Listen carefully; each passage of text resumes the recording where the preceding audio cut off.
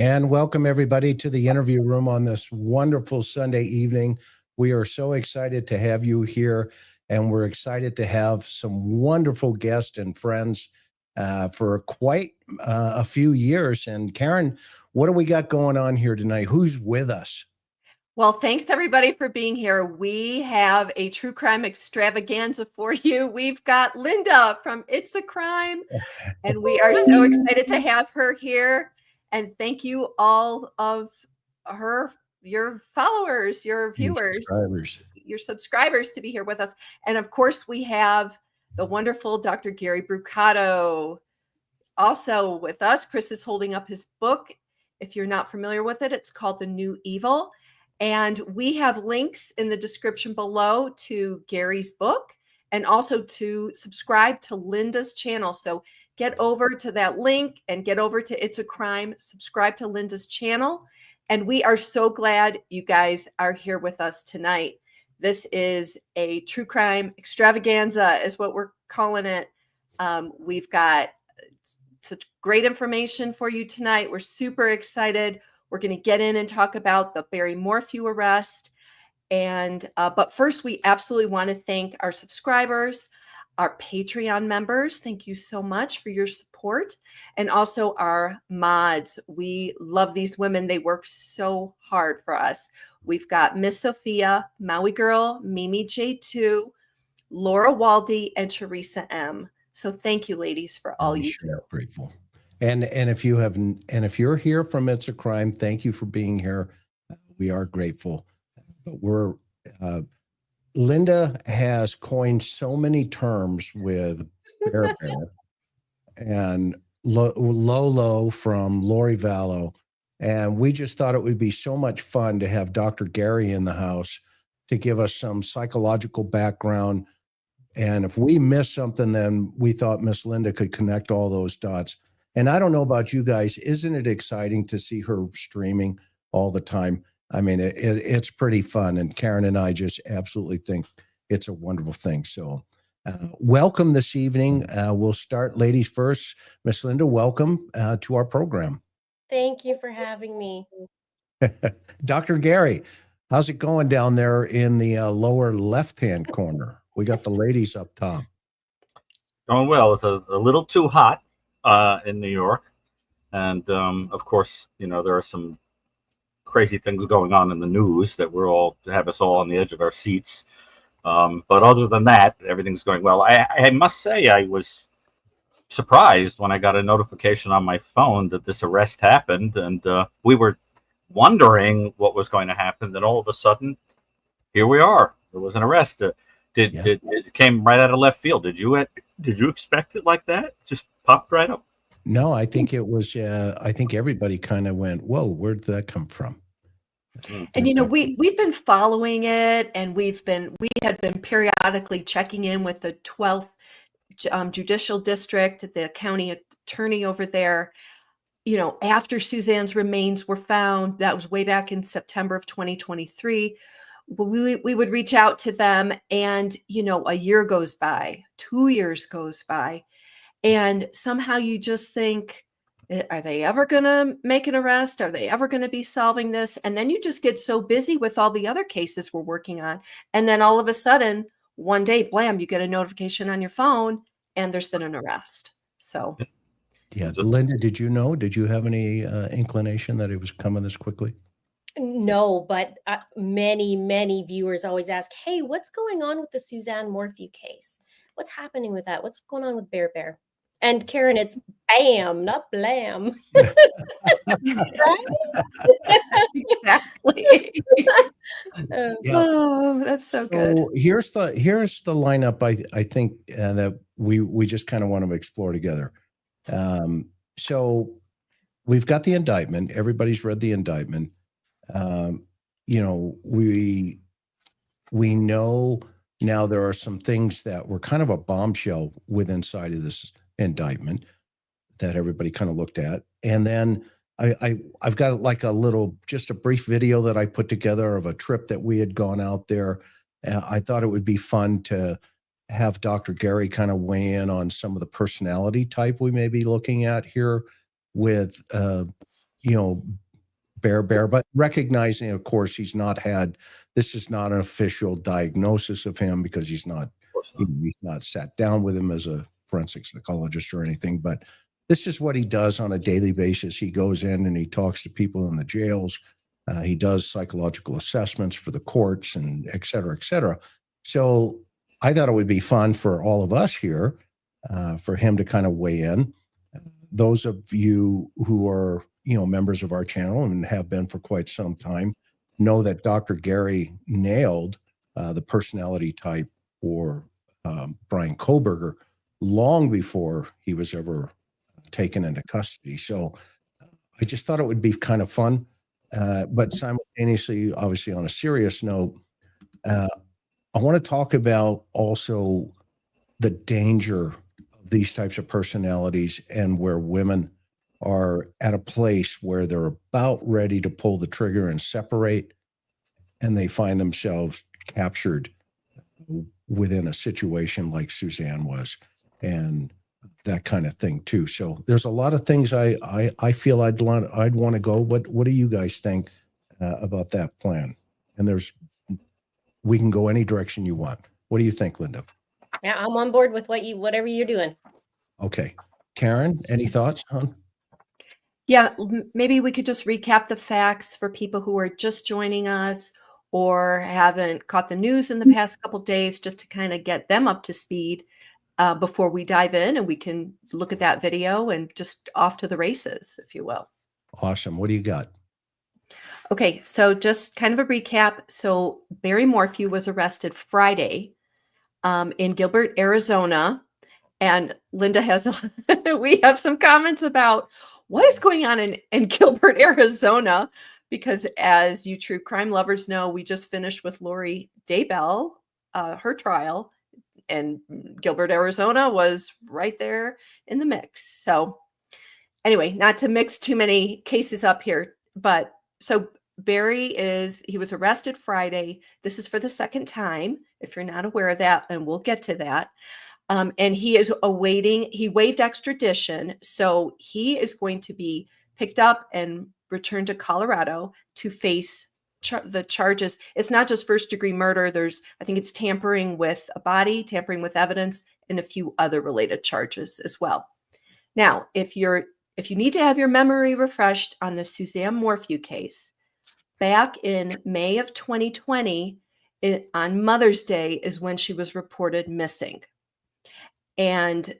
But back in a year after that, so May of 2021, literally on the anniversary of Suzanne's 1-year disappearance and presumed killing, Barry was arrested in Chaffee County. And actually, Chris and I were there that day when he got arrested. And I remember there was the press conference outside the courthouse. And so they arrested him in connection to her murder. So fast forward a year in 2022, on the eve of his murder trial, charges were dismissed with prejudice, which meant that they could come back. The door was open. They could come back anytime and charge him again for murder at a later time. So that was in 2022. In September of 2023, Suzanne's remains were found when authorities were out in this rural area in Moffat County, and they literally stumbled upon her remains in a shallow grave.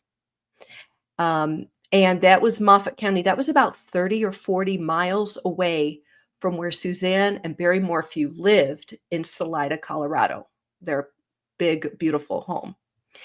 And so now we are 2.5 years later, after Suzanne's remains were found, that the DA has a grand jury returned an indictment on Barry, again for first-degree murder. So that's the second time he was arrested. So the grand jury indicted him on Wednesday. He was arrested Friday in Gilbert, Arizona. Now, in between all these just basic facts of the case, there has been so many twists and turns along the way, and drama and dramatic moments. And we're going to get into that and talk about that. Yep. Linda, did we miss anything? No, you did an awesome job. Thank you.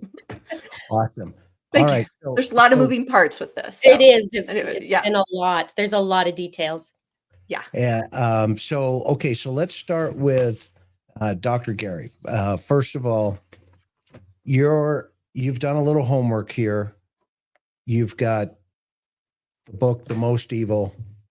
Where does he fit in what category does, and we're going to use Linda's term, where does Bear fit there in The Most Evil? Doubt it could be more horrifying than that rhyme. But basically, first of all, it's impossible to say without additional information. But generally speaking, if it turns out that he is guilty of this crime, generally with these kinds of cases, we're looking at something like category 9, 10, or 11 on that scale. So I'll explain very briefly. One of the primary motives for these kinds of killings is jealousy or anger at one's partner, for feeling slighted, narcissistically wounded, that you're moving on with somebody else. Somebody doesn't think you're the greatest thing in the world. And so there can be either an impulsive jealousy killing, which places you much lower on the scale, or one can be with a more aberrant, nasty personality. One can do it in a way that is a lot crueler, where there can be a kind of symbolism to the crime. For example, the potential use of an agent that would paralyze somebody. One might think about the symbolism of, you made me feel that way, right? You made me feel kind of helpless, and as a consequence, you now feel vulnerable and helpless. Or you might think about the idea of kind of utterly humiliating somebody by leaving their body out, in a shallow grave to be discovered, or something like that. Now, you can also see what I've called in the literature elimination murder in these kinds of crimes, which is where the motive is more about getting somebody out of the way for a practical reason, like money, or because you want a new romance, or they're in the way. So that's generally what we're going to be looking at in these kinds of domestic situations or with partners. Now, what's interesting is that almost invariably with these kinds of offenses that fall into 9, 10, and 11, you see staging of the crime in some way to give the impression that an outsider came along and just did something to harm the victim.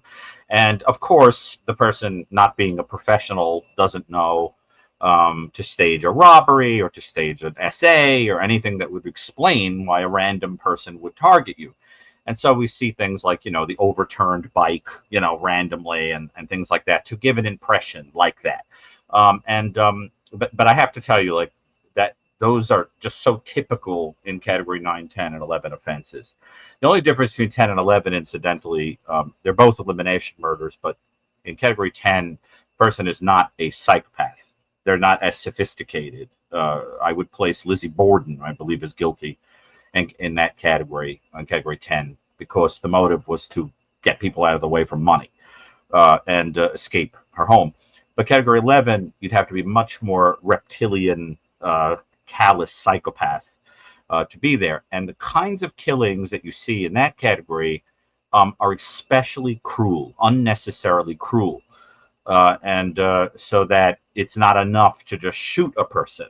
You would have to do something that borders on a kind of, like, it comes closer to a kind of psychological torture or massive humiliation or things like that. And I have to say that if he is guilty, the use of the tranquilizer agent, I think, is pretty nasty and unnecessary cruelty. When I read that in the indictment, it gave me chills. I mean, and I've seen everything, but the notion of somebody being completely helpless and conscious potentially is very difficult to sort of fathom, and I think starts to border on the type of crime that I would call evil, right? Because of the extra unnecessary element to simply remove somebody from this world that you're. So it also suggests, of course, a great deal of anger where you need to do something so far.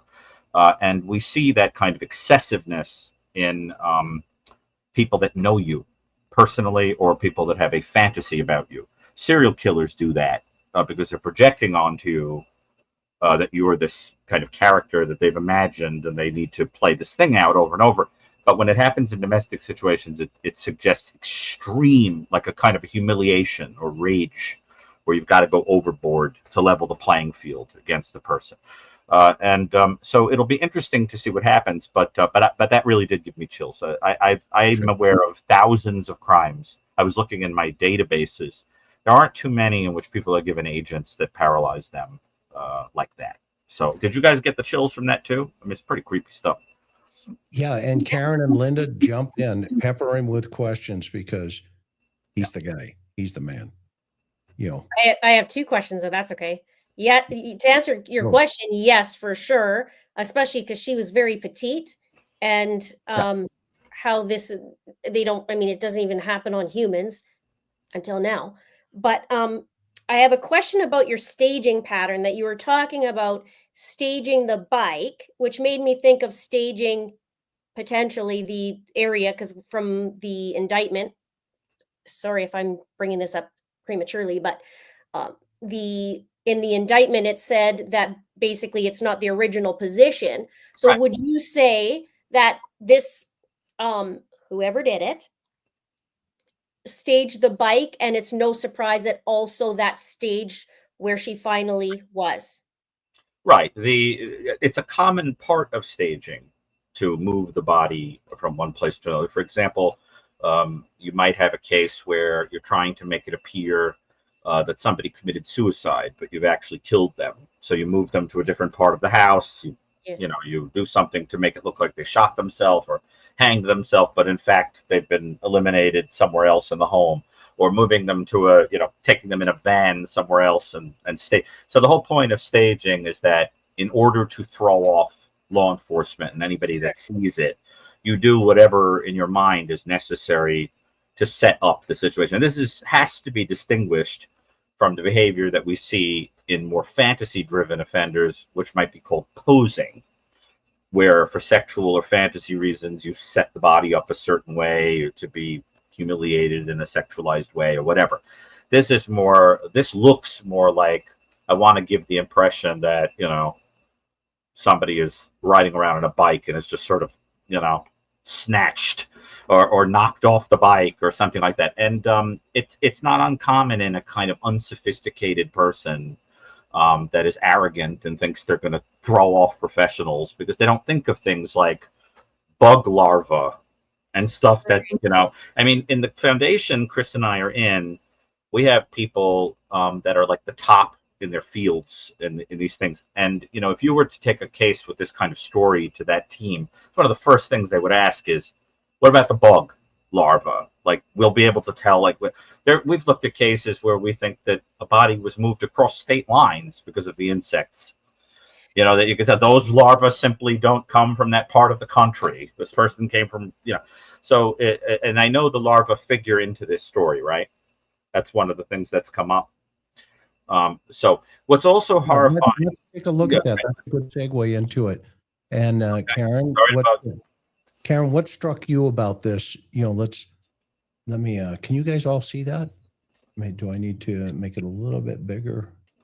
Hang on. Okay, so it says board certified forensic anthropologist, a botanist, an entomologist, all analyzed the remains, and several observations were noted. Okay, so you've got somebody that looks at bones, you've got somebody that looks at plants and brush, and then you've got somebody that looks at bugs such as larvae, etc. And they all analyzed not only the remains but the crime scene where she was discovered. There was a distinct lack of bug activity, which was inconsistent with the remains having decomposed at that location. So right off the bat, they're telling the public here that, look, there's a problem with the geographic region where she was found, and that displaying itself on her body. So that's number one. How did that strike you ladies when you first heard about that? Well, for me, it wasn't surprising just based on what we knew, some of the behind the scenes type information, if you will, maybe not officially released by Chaffee County at the time, but it doesn't surprise me with the background information that we had at the time. Linda, what do you think? What was your reaction when you read that? Yeah, I agree. Just from the last 5 years of looking into this, I mean, it doesn't surprise me, especially she wasn't found and, all these things, and the way that he was talking on some of his interviews and whatnot, doesn't surprise me. Yeah. Yeah. Yeah. And Gary, so, wait, Chris, I just had a question for Gary just about that tranquilizer aspect. So Gary, do you think that she was, so he shoots the dart with the tranquilizer and it paralyzes her from what we understand. Was that what killed her? Or do you think he came in with something additional while her body was paralyzed? It's impossible to say based on available information, unless you guys know something that I don't know. But I think that what we have, if this is the guilty party, has a kind of a twisted symbolism to it that is important to think about. The quieting of a person, the rendering them completely helpless, and the part that I think is also extremely symbolic is that the evidence suggests to me the possibility that this person was retained before being dumped somewhere, so that the symbolism is something like, I own you. You can't leave me. You're helpless and you're stuck and you're staying with me. And it's only when it gets to the point that I have to get rid of you that I dictate when you leave, that kind of thing. So that the whole thing smacks of controlling somebody that you feel is dumping you. So you dump them, literally. And, and the idea is deeply, deeply disturbing, because what it has at its center is somebody, I think, profoundly sensitive to humiliation. That's the whole thing. So that you have to take it an extra step. It isn't enough, like you see in a lot of these situations, where the person, shows up someplace and says, I loved you, how dare, and shoots you, and then shoots themselves or something like that. When you start to see that extra stuff, you have to start thinking, wow, this person, brooded a long time about how to meticulously do this. And so that use of the tranquilizer thing becomes extremely disturbing, and I think says something about a very particular personality. The other thing I hasten to add to what I said earlier is that in the types of personalities that stage, like that you see in elimination murders, for example, that I talk about in The New Evil under a different name, I hadn't named it yet. One thing you also see is manipulating the public with a lot of crocodile tears. So, like, remember the Susan Smith case, where she created the story that an African-American man pulled up and took the car and took the children away? Another classic case of this type. Of course, it was a complete stranger, and it was the elimination murder to get rid of somebody in the way, two kids in the way of a romance. And in that story, you remember the crocodile tears, right? Going on the news and people looking at her saying, she looks like she's crying, but there's no tears coming out of her face, out of her eyes. Well, I think, I was very interested in those, that, like, please come home, we miss you so much, honey, darling, kind of thing, which, it's interesting to think about that if he's guilty, that extra unnecessary step of trying to look like you deeply care also is very disturbing. But again, I'm a big, let's let the case be adjudicated. But if he's guilty, a lot of that stuff it really is creepy, disturbing stuff. And 1 second for every year of marriage was the plea, 25 seconds. wow. Yeah, well, but did you guys also have that feeling watching that it felt that it didn't feel, I don't know, authentic? Yeah, no, he was a phony from day one. I mean, I think the very first, when he presented that, was there a lion? Was there a mountain lion and all this other stuff? And Linda, you tore that stuff apart. Yeah. I mean, I went a little extreme on him. No, On it was purpose. amazing. It was amazing. I mean, you know, Karen and I were like, yes, that's But you go. no, I was just going to say what was disturbing though. The worst part is the way he said the mountain lion just dragged her up the hill. And as a human, is to hear like, oh my gosh, like the way he's wording that and describing the mountain lion potentially dragging her up the mountain like it was, did you have cereal for breakfast or did you have eggs? It was that. Well, doesn't it smack of somebody who sees the victim as an animal and himself as an animal, as a ferocious animal? It's very interesting, incidentally, beyond the fact that the word lion is a pun on lying. It's interesting that lions, if a male lion smells on a female that she has been with another male, he kills the entire pride. He kills the children and all of them, because the idea is that she's been unfaithful and the cubs are tainted potentially by the other male. I just found that imagery disturbing. I'm sure that wasn't intentional, but it's one of those little coincidences that make life interesting. And what I have to say was really interesting for me and probably Chris as well, is that we heard the story, his plea on that video that he did, the mountain lion story, and then we traveled back to Indiana, to the place where it all began, where he and Suzanne met in high school. This was kind of a budding romance, and then they dated when they were in college, et cetera, et cetera. And to go back and to hear from the people closest to Barry Morphew growing up that he was an avid hunter, but he wasn't a hunter. He skinned alive. Chris, what was that? Raccoons. The raccoons, right? And he sold their pelts.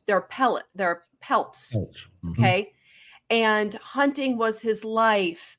And you hear all these details about that, and then you kind of put it with the facts that we knew going on, and so this really disturbing profile starts to emerge.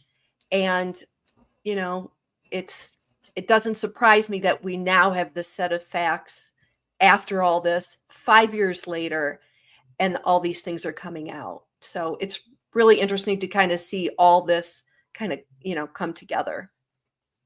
Yeah, and that's a great segue into, and we'll come back to the dump site here and where she was ultimately discovered. But I want to kind of pick Dr. Brucato's brain with Linda and Karen here. That let's take you back to just a brief piece of a video that we did, but I wanted to do a suspectology. Dr. Brucato has not seen this, but when we were up there, I kind of laid out where he grew up and where his hunting grounds were in his high school. So this is just a brief couple minutes. We'll do a stop-start and get your opinions. I'm in Anderson, Indiana, hometown of Barry and Suzanne Morphew. Okay. I'm actually standing in front of the church they were married in, the Grace Baptist Church. How did a marriage of Barry and Suzanne, that love story, turn into such a tragedy where Suzanne now has been missing? Well, I'm about ready to tell you. Take a seat. So I'm standing here at Barry Morphew's house where he grew up. At this house, as you can see, where the trailer is, okay, is the boyhood home of Barry. Next to that, the other White House, that is where Trevor Noel's house was. Linda, why was Trevor so important, do you think, in this play? Well, from what I remember of Trevor, he was the one in the beginning that, did he not? Correct me if I'm wrong. He set up the GoFundMe and also encouraged the 25-second plea video. Yeah, correct? right, Karen? I mean, he was the cover play, Yes. right? Yeah, absolutely. Yeah. Interesting. And it just so happens that White House, he is his house next to Barry.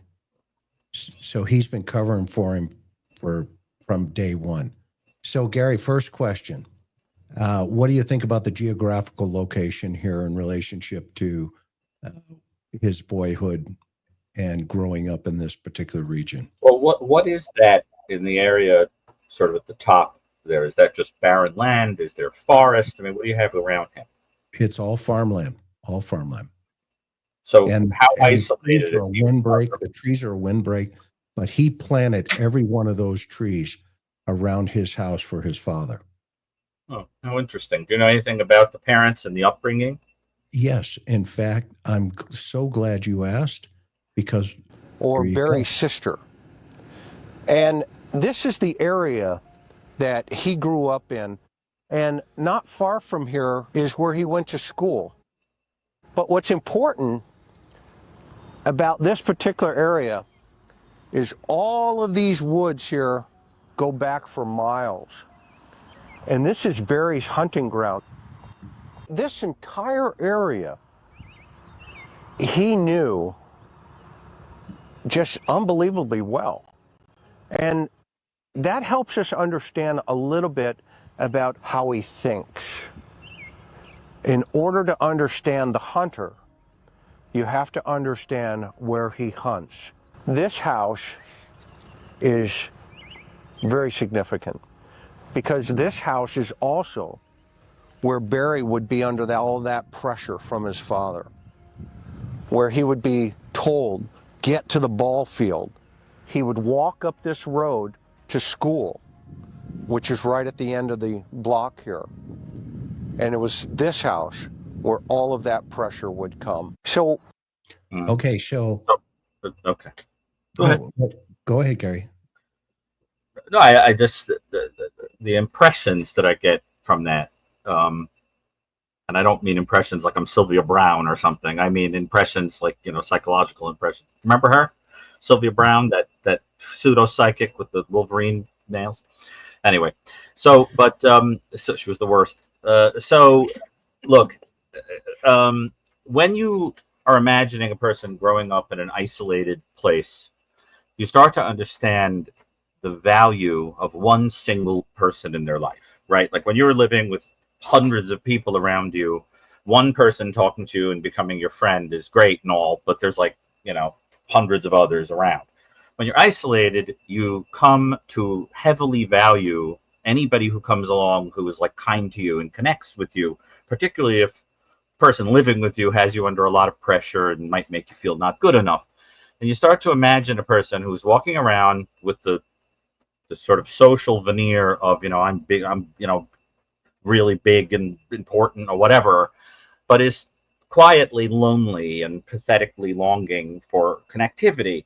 And those are the kind of people where the stage is set to find someone that you idealize, that you feel fills that void, and then abandonment by them is too much to bear because it feels like you're slipping back into, you know, I'm not good enough. If I wanted that, I would have stayed home with dad, you know, that kind of thing. So that you start to imagine a person who's going to be very sensitive to being told you're not good enough, and who has a kind of a difficulty connecting and having options of people to connect to, and gets overly attached because of the idea that you value so much anybody who you think cares about you. Incidentally, as one of those little bits of trivia that is very interesting, do any of you know what the name Morphew means? I'm just curious. I do. I watched your show earlier. It means murderer. Morphew is the Old English word for murderer. Oh, wow.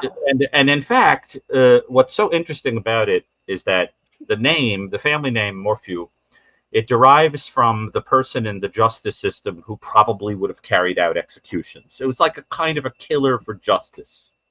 And so that it's just fascinating to me that somebody accused of murder would have the name Morphew.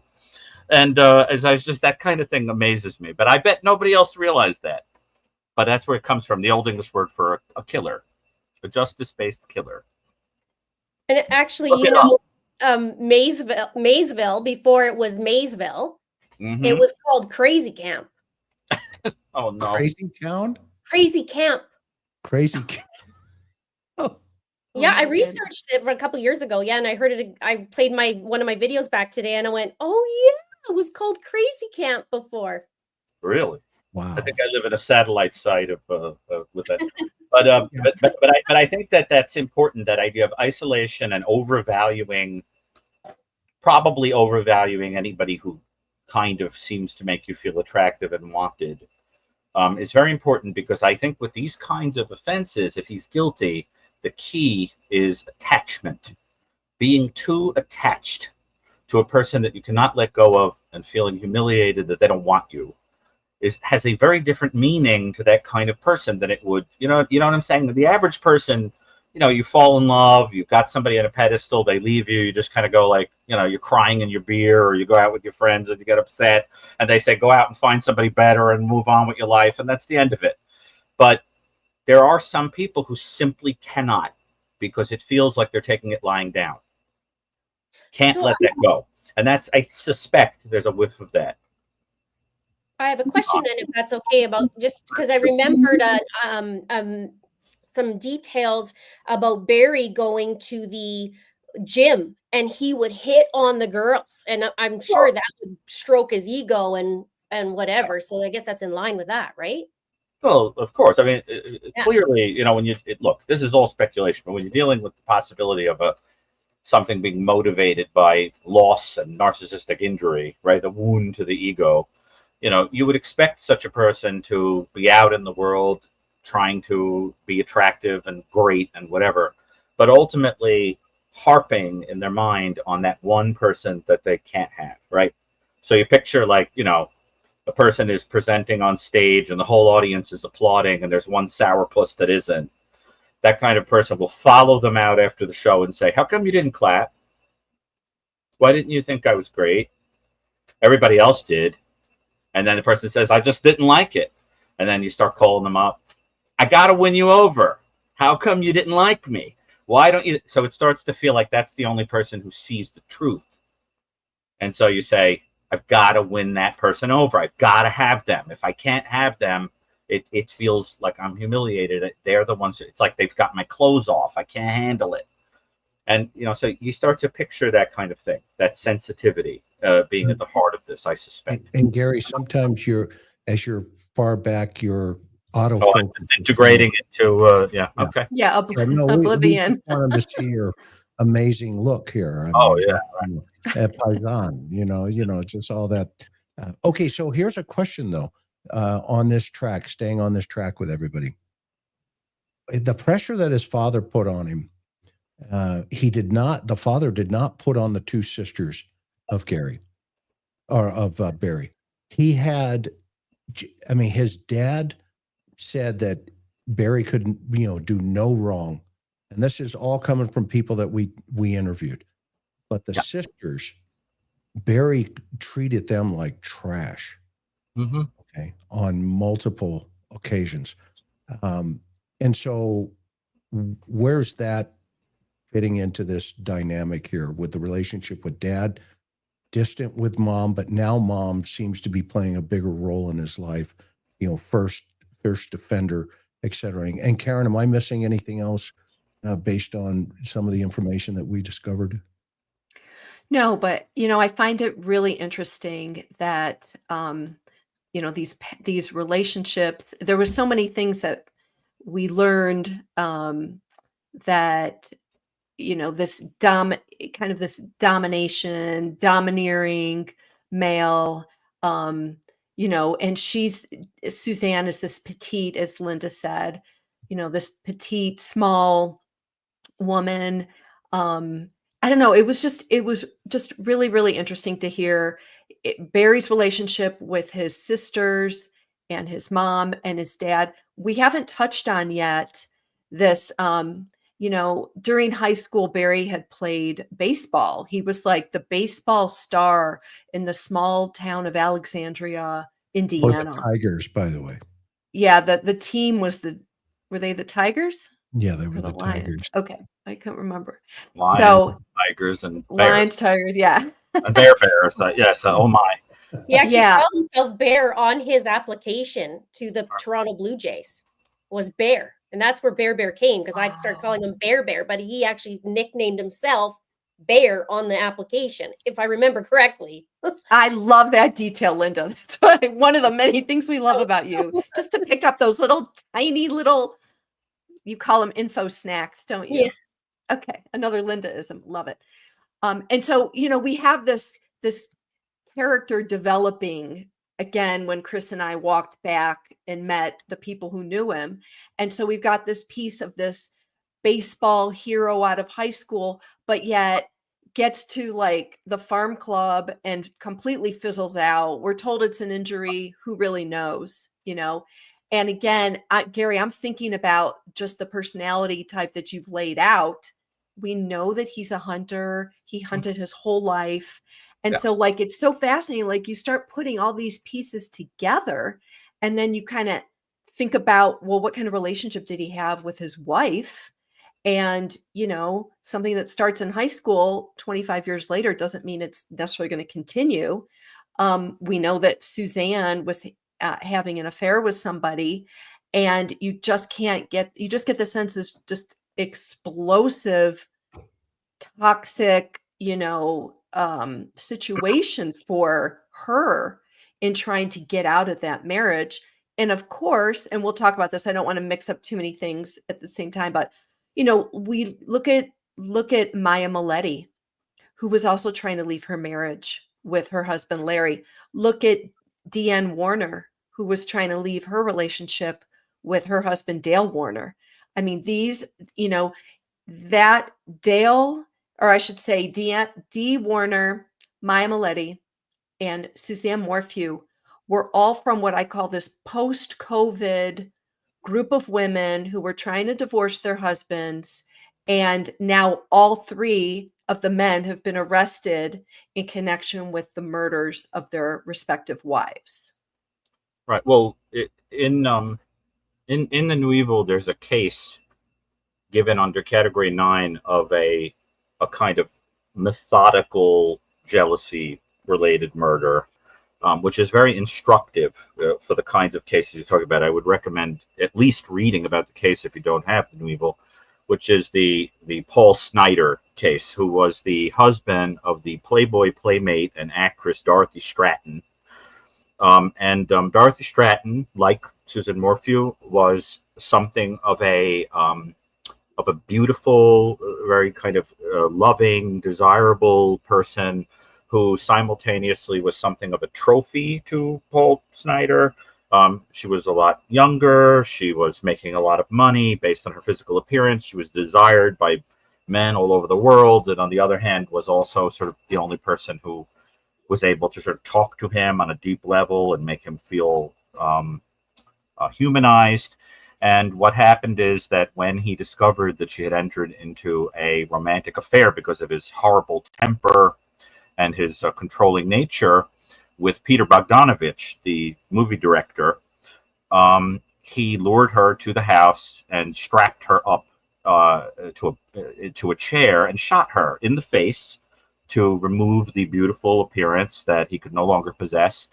And after she died, because he had been photographing her for a long time for her, to try to get her jobs before she got Playboy, and then did that to her, one of the comments that people made was, first he shot her with a camera and then he shot her with a gun, right?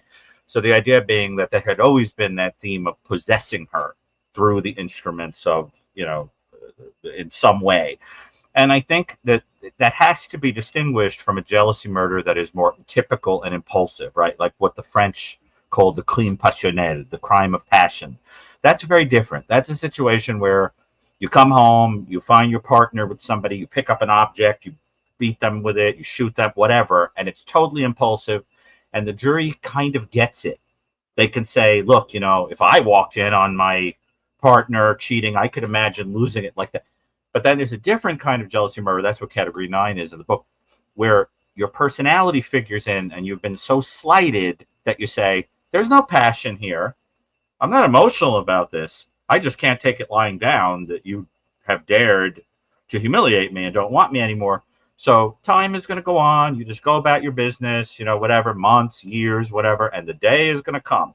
And then, like a hunter, with a lure, you're just sort of sitting there waiting, and then it's time, which I think gives such people a kind of godlike feeling. I always think that about certain types of hunters, that sitting up, in the tree or behind the tree and just sort of waiting.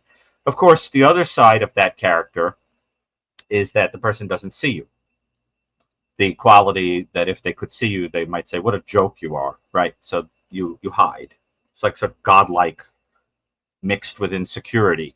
And I think that's the center of this kind of a character. And so, Chris, this whole thing with the baseball and the father and all that, what's so interesting about it is you get the sense that his identity got wrapped up in being a winner. Right. And that not only being a winner, but that love was dependent on it. And he's got, everyone else in the house is a woman. I'm sure he longed, for one of them to, care about him. And so there's this kind of sense of I can't have that, and I can't internalize, what being a man is, and my whole identity is tied up in this. And if I'm a loser, who would want me, right? So that you got to picture all of that in the background of a person's personality, and then the possibility of losing this idealized person in that context. It's hurting you on two levels: the level of you were the only one I thought really cared, and the level of you were my ticket to everybody thinking I was a winner, right? So that it's a double whammy. And that's why I think the Snyder case is just so instructive. This is so interesting, and yeah. It really is. I love talking to Gary. I mean, we could, trust me, I've known him for years. You just sit here, and it's like when E.F. Hutton talks, the room listens, right? I mean, there's just this amazing E.F. Hutton, gift that he has. He has an amazing gift. And which leads me to the second piece of this puzzle now, in terms of let's explore his growing up at the ball field. Right. And did that play into anything? But before I go there, if you're just joining us, Miss Linda from It's a Crime is here. If you've not subscribed to her channel, get over there, hit the subscribe button. She has an amazing playlist on Bear and the Suzanne Morphew case. And of course, Dr. Gary Brucato is here in the lower right-hand corner, and then my sweetheart in the upper left-hand corner. Any thoughts before we keep moving from anybody on the panel? Yeah. As soon as Dr. Brucato, I'm sorry, Karen, were you speaking? No, go ahead. Not at all. Go ahead. When you were just talking, Dr. Brucato, about Barry, and right away I thought of like Suzanne. As soon as he said, remember the right beginning part of Suzanne, it sounds exactly like what you're saying. And maybe down the road, if it's okay, later on tonight, whatever time, I have a question on what you think about that lining up with where she was found versus what you think. We'll hit it right now. Let's go. Okay, we good? Elaborate on your point. Okay. So you're talking about his personality and potentially, and the potentially, and the jealousy. Mm-hmm. So what's fascinating to me is he seems like the type of guy who will hide what's going on at home, hide who he is at home versus in the public. So it's interesting to me that she's found out in the open. But now we know that she's been moved. So I guess I need to form what I was going to say. Do you think that he would, with this jealousy, with this possessiveness, even after death, watch where she is? Because he put cams on behind his house. He had a rifle when people were coming to search. He didn't go in the search, but yet here's this. And I think about this black and white picture. I don't know if you guys have it on hand or not, but this black and white picture of him in the doorway and Suzanne behind. And It just seems like the possessiveness and the jealousy. I would think he would want to, in my opinion, watch even after death where she is. And he even was in an Airbnb right after. What are your thoughts on that? Well, first of all, in staging, sometimes one of the considerations is that if you feel that you're trying to draw attention away from what went on in the home, you would put somebody as far away, as you can from.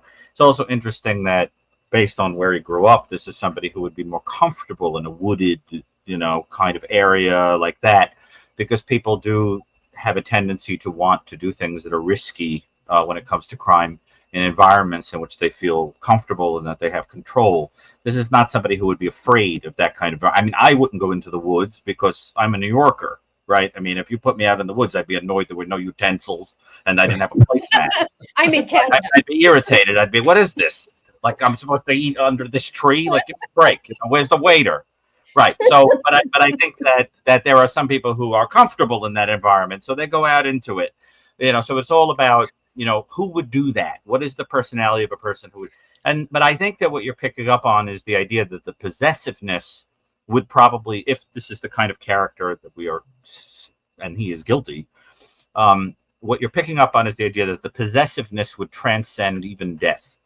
So the idea being that you have to control everything, including the narrative and, the whole, and while you're at it, you've got to make yourself look like you're a hero, because that's the other piece of this, right?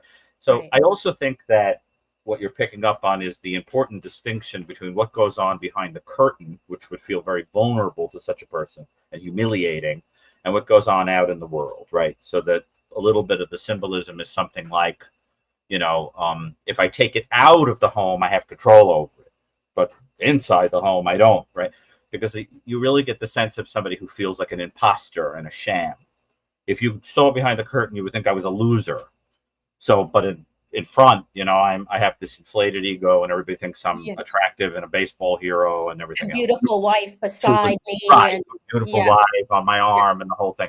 So that what happens to such people is that when the thing that gives them that feeling falls apart, it feels to them like there's been a puncturing of the entire inflated ego. It's a deflation. That's the whole thing. So how is a person like that going to try to pump the image back up? Well, first you level the playing field. I won. I can't have it. He can't have it. I can't have it. You can't have it.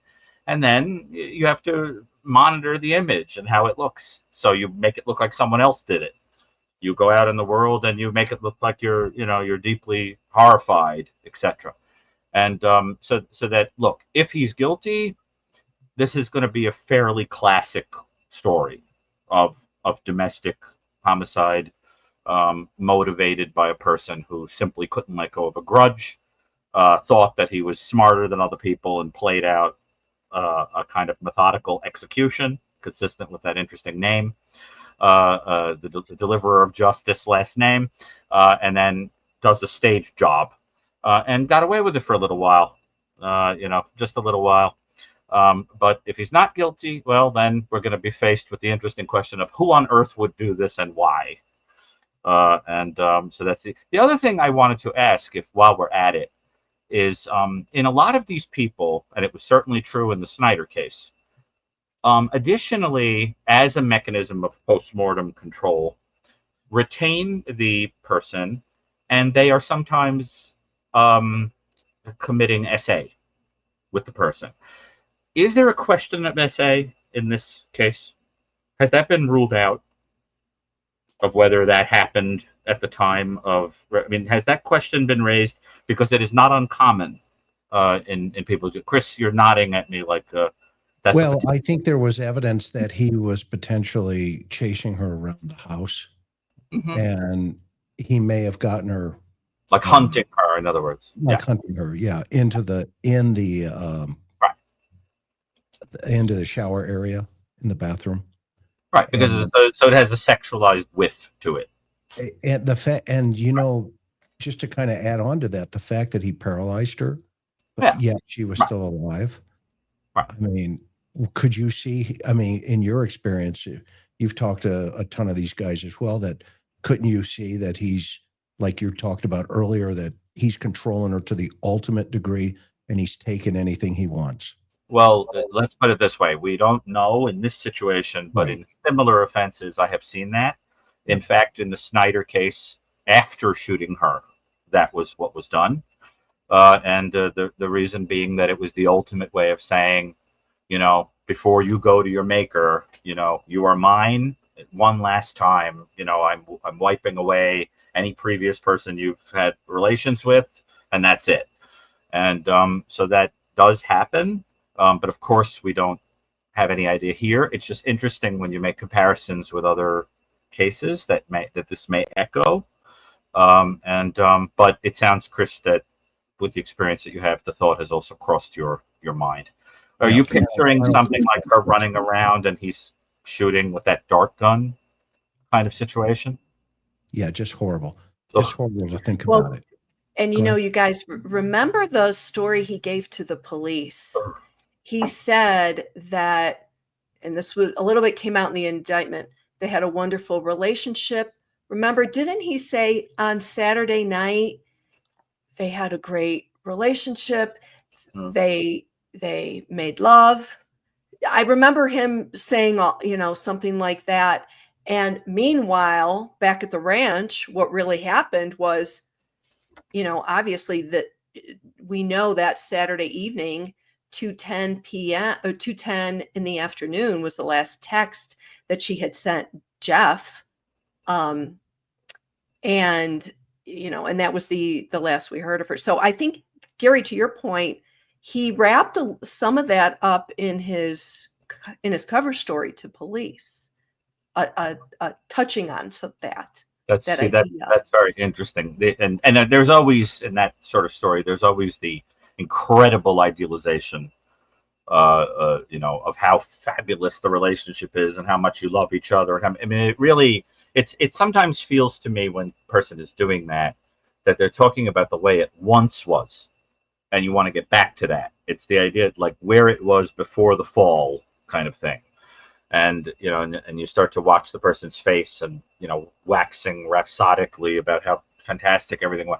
And it's it's interesting to think about. I also wanted to get a sense of, what do we know about this other guy that seems to have been in the background? Is that something we're going to discuss? I want to know as much about that. I'm going to put it on our list here because my list is growing.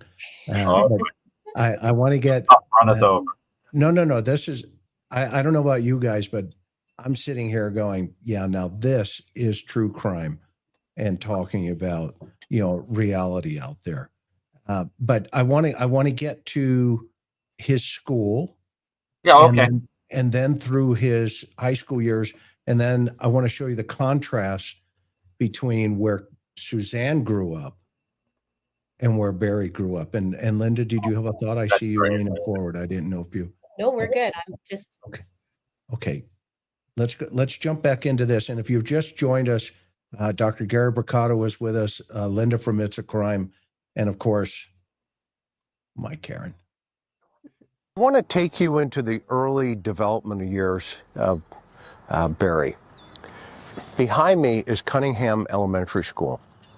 This is a school where Barry went from kindergarten to 6th grade.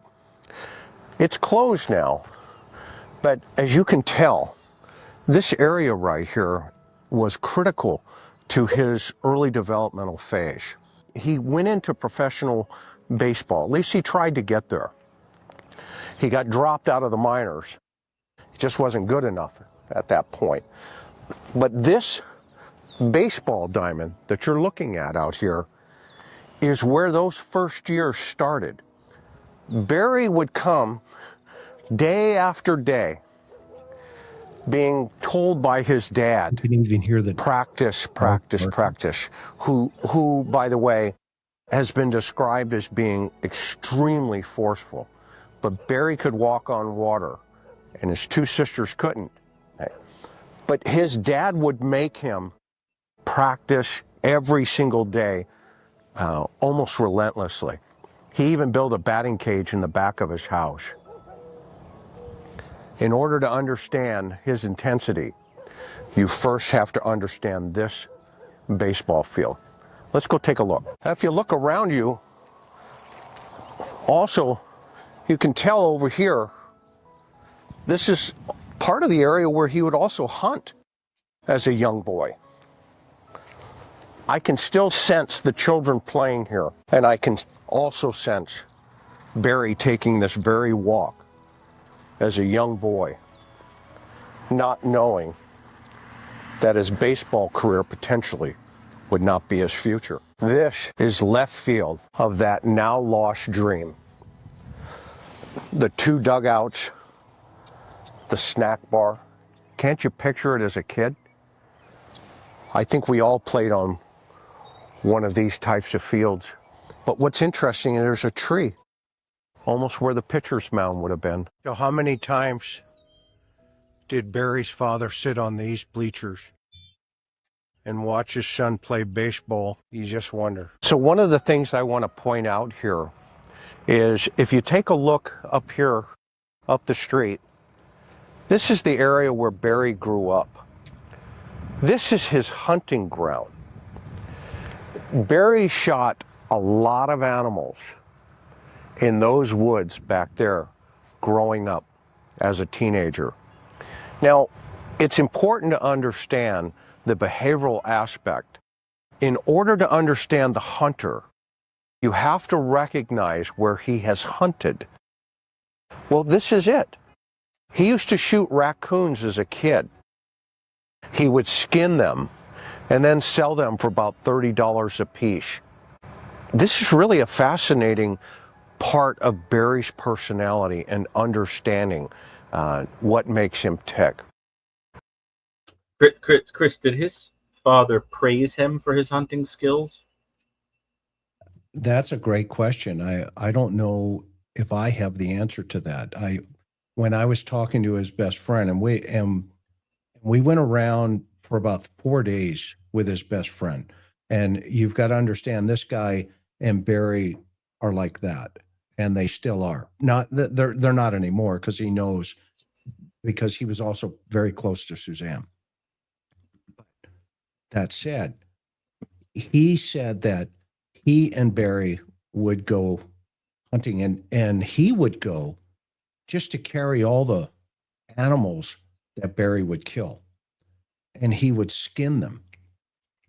Right after he killed them, he would strip all of the pelts off of them, leave the carcass, and hand it to his buddy. And his buddy, even to this day, when Suzanne went missing, he was one of the gentlemen that showed up at the house to look for her. And he gave me a photograph of Barry laying.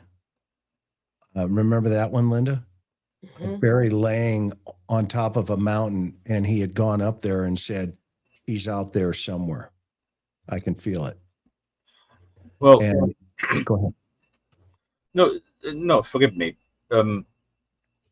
It's interesting when you deal with people who come from certain home situations that they're obviously eager to flee, and then they go and get involved in a situation that starts to feel like it was out of the frying pan into the fire, like they wound up right back where they started with the same feelings that they were escaping.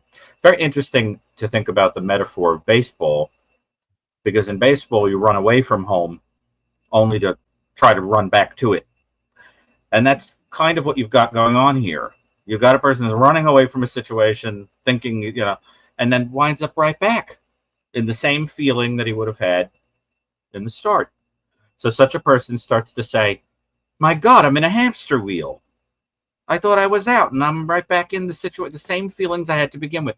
So, it's interesting when you think about this. So you're looking at these beginnings, that detachment, the contingency of love on being a winner, the aggression as a mechanism of getting your needs met.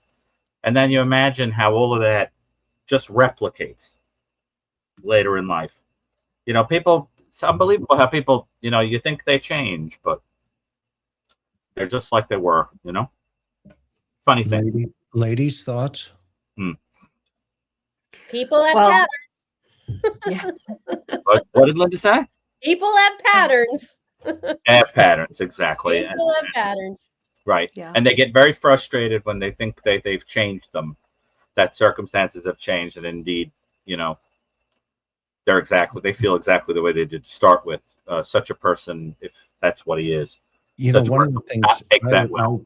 one of the things I reflected on while I was up there, he was watching the erosion of all the thing that gave him identity, to your point, Gary, right? Yeah, exactly. Right. He's looking at the baseball field, you know, his dad used to sit in those bleachers and now they're covered with weeds and trees, etc.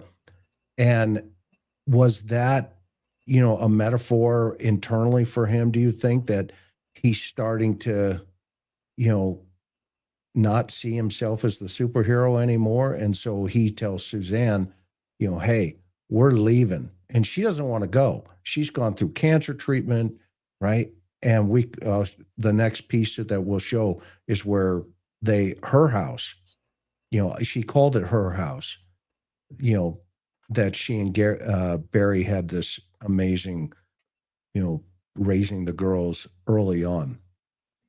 Right. And then it just all fell apart. But do you think he sensed, you know, because remember that baseball field and his identity was everything up to that point. Well, you know, as Arthur Kessler famously said, there's nothing sadder than the death of an illusion. And if a person is living in a bubble or a fantasy of being the best or whatever, and something punctures it, some people cannot handle that. It's actually not an uncommon personality in a mass murderer, actually. Very common in, for example, the type of person who would annihilate a whole family because someone's been unfaithful or something like that. What there are whiffs of in what may have gone here, we have no idea.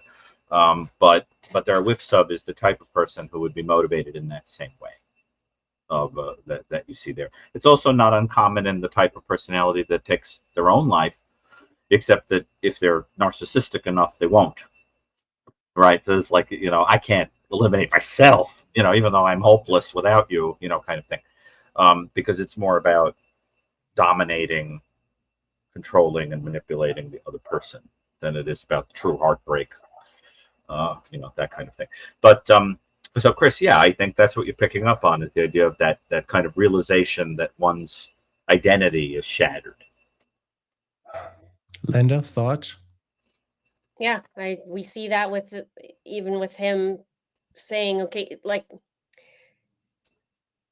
I can see him look at Suzanne and do the same thing. It's just like, well, if you leave me, then who am I?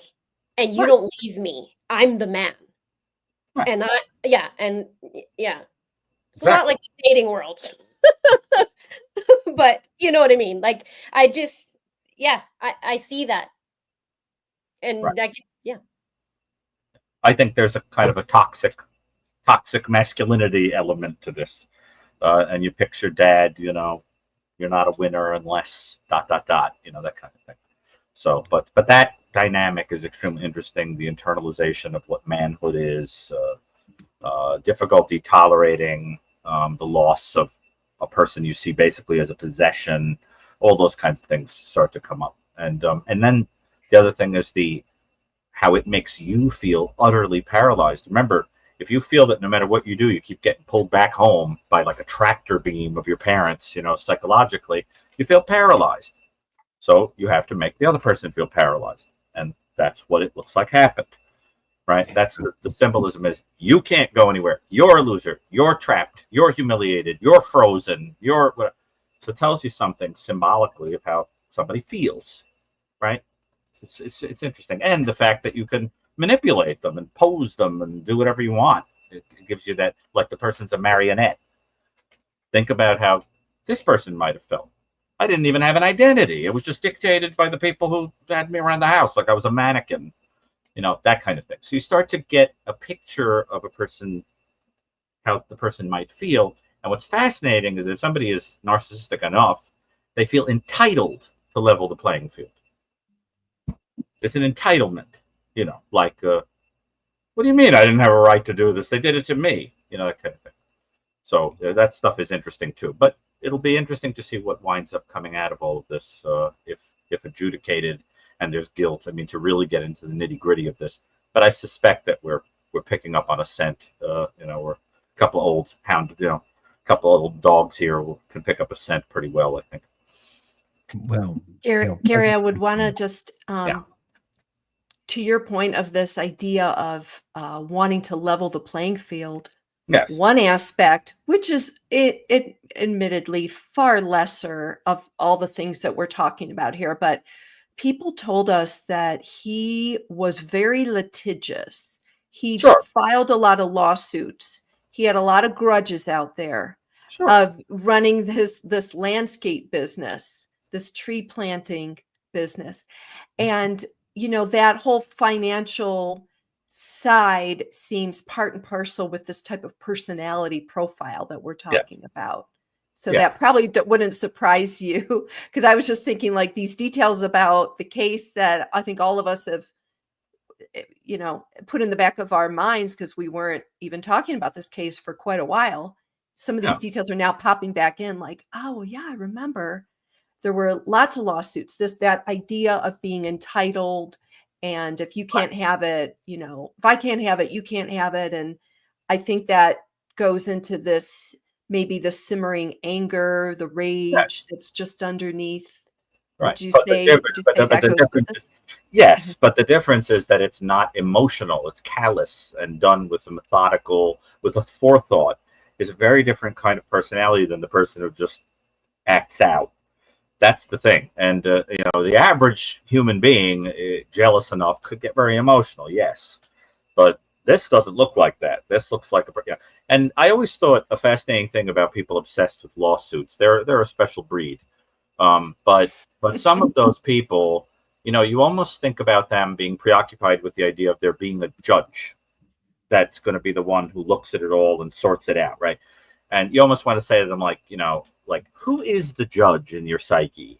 Like, who is that? Is that dad? Like, who's that figure that you're always dragging people in front of to try to prove yourself, And so it's the idea of, there's an authority, and that authority figure is going to be the one to tell me if I'm right or wrong, and I'm going to prove in front of them that I'm better than you, that kind of thing. And I'm telling you, in this story, you can feel the constant eye of some parentified figure over you, telling you that you're a loser if you don't win. It's that kind of. I mean, it feels like, but I don't know. I mean, I have no idea, but it sort of feels like that. And then the person obsessively trying to be the best. It's all I do. I sleep baseball. I play it. I walk. I talk it. I put it out in the backyard. And then of course the outlet of aggression that may have been there in the hunting. That's interesting too. If hunting is something you're good at that makes you feel like a winner, then you could see why that would be the mechanism that would be used in symbolically dominating. Yeah. So let's keep moving, and then we're going to come back to the body where Suzanne was recovered, and I think this is going to explain what you're talking about. So, This is his area. And if we come out to this road here, you can see the house down there where he surrounded the house, as you saw, with trees. As a tree, as a kind of a barrier. That says a lot. That says a lot about his personality. Just absolutely fascinating. So I'm standing here where it all happened for Barry at a younger age. 1986, Alexandria Tigers. His father pushed him so hard that this ball field became a place of refuge for Barry. Think about it. This is the dugout, the home dugout, where Barry grew up. His mind, his intensity, his abilities were all honed right here on this ball field. And in fact, it led him to the minor leagues for the Blue Jays. And that must have been an amazing, amazing experience for him. But it all started at that school where we were just at, and then here at this high school, Alexandria High School, the Tigers. It's interesting that tigers and cats seem to be a theme in Barry's thought process. Remember, in the behavioral analysis of people, of subjects, they go back to what they know. Yeah, I find it interesting that he interjects a lion or tiger into the conversation about Suzanne's disappearance. Maybe it's a familiarity that he had. If you take a look at the center field out there, the scoreboard says Tiger Field. So every game, every high school event, he played, that piece of the rerun, Tigers, Tigers, Tigers. And when his wife went missing, the first question he asked, was it a mountain lion that took her? I've always found that fascinating. And the next piece here is his dad would not let him play football. He was afraid his father was he was going to get injured. And so I show the football field. Well, that's what he was looking at all the time. You know, it's interesting as I look at this Tigers ball cap that all the kids would wear. Maybe Barry wore one just like this. But what's interesting is what's engraved on the inside. It says the game. Sometimes behavior becomes a game again. Is that what we may be seeing here? I'm not sure yet. Let's keep going. So let's take a walk. You'll see the theme here are tigers. Everything's about tigers. What's so significant about this ball field, though, this one, this is the one place Barry could not excel. And the reason for that is his father wouldn't let him. And that's the football field. Barry was denied an opportunity to become a star here. But he could become a star in the baseball field. But his father would not let him. He held him back for fear that he would get injured and would interfere with his baseball career. Isn't that fascinating that ultimately, though, Barry gets injured and it ruins his professional opportunities? I think it's fascinating that this football field represents a denial for Barry Morphew. So I'm standing in front of... Okay, so before we go to Suzanne's house, I think I should clarify for folks, those that don't know, my background was criminal behavioral analysis. Dr. Gary knows that. I was trained in what they call BIA. Sure. But then you turn it over to that guy and you say, okay, here's my initial assessment. And I did this 4 years ago. I mean, Karen and I went out there, this video is like 4 years old. And it's fascinating to listen to you for the first time watching this, because I know that because I didn't tell you I was going to do this. Typical.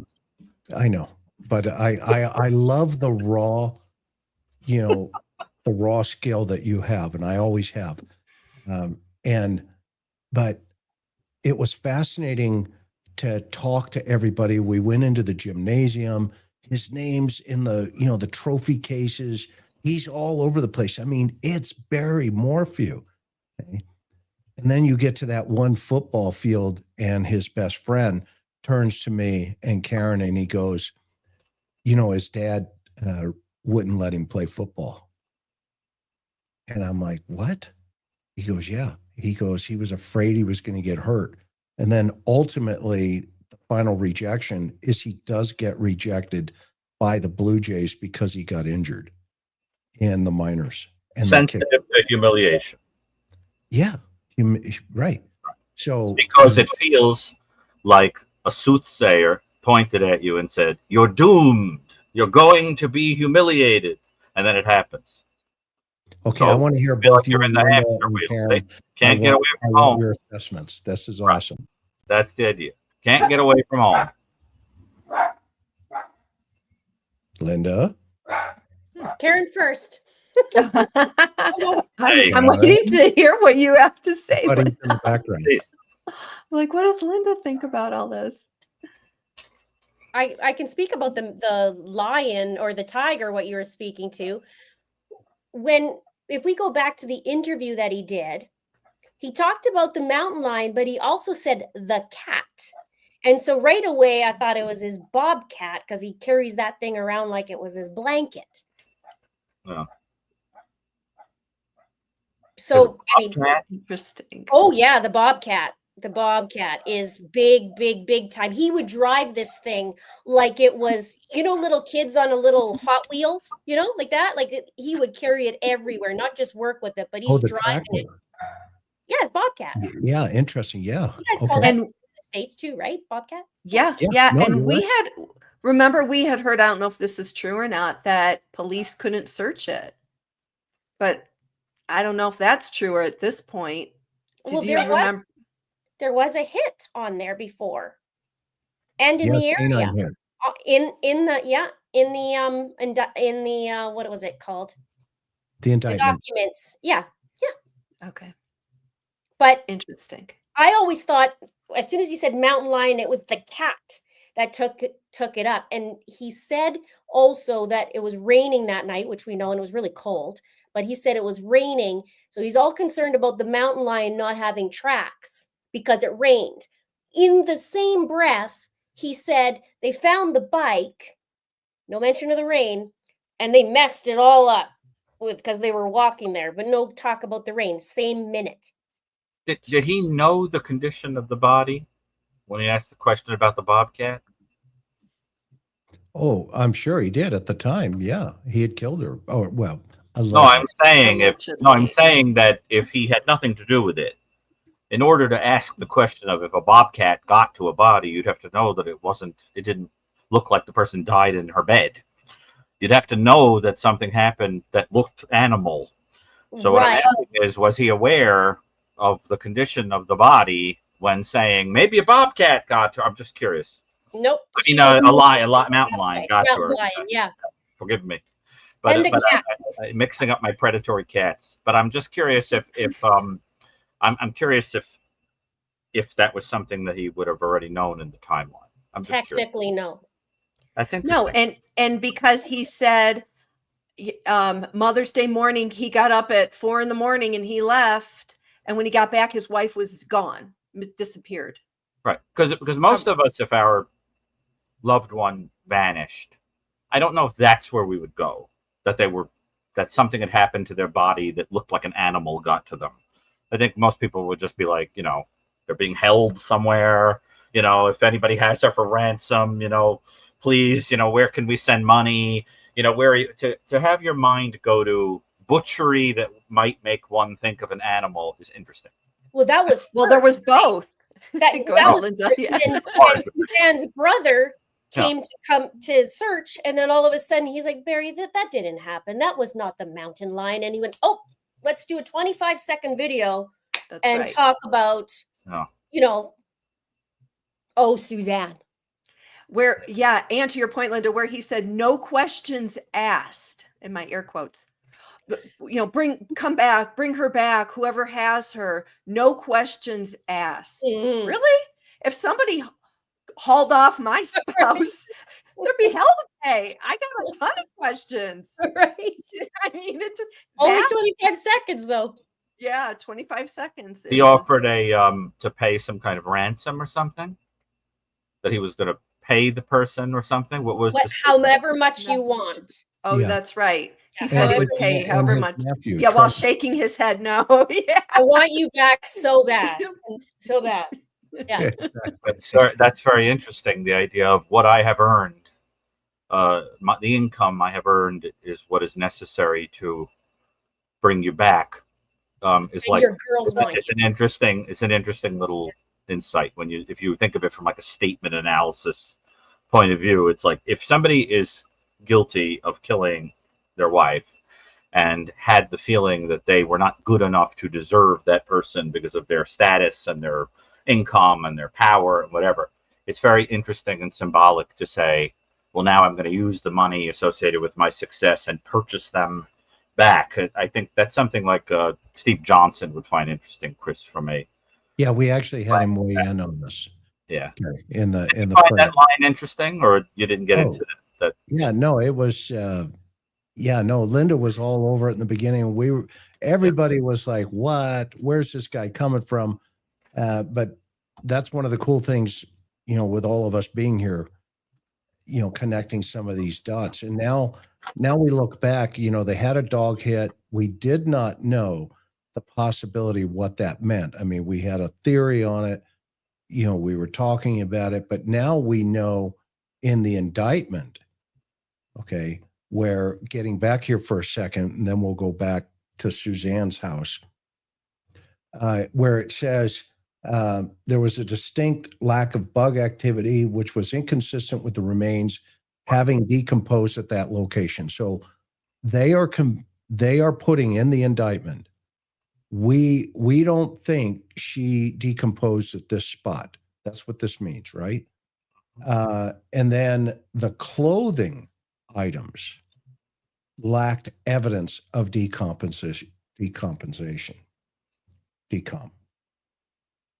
which was inconsistent with Suzanne Morphew wearing the bike clothes at the time of her decomp.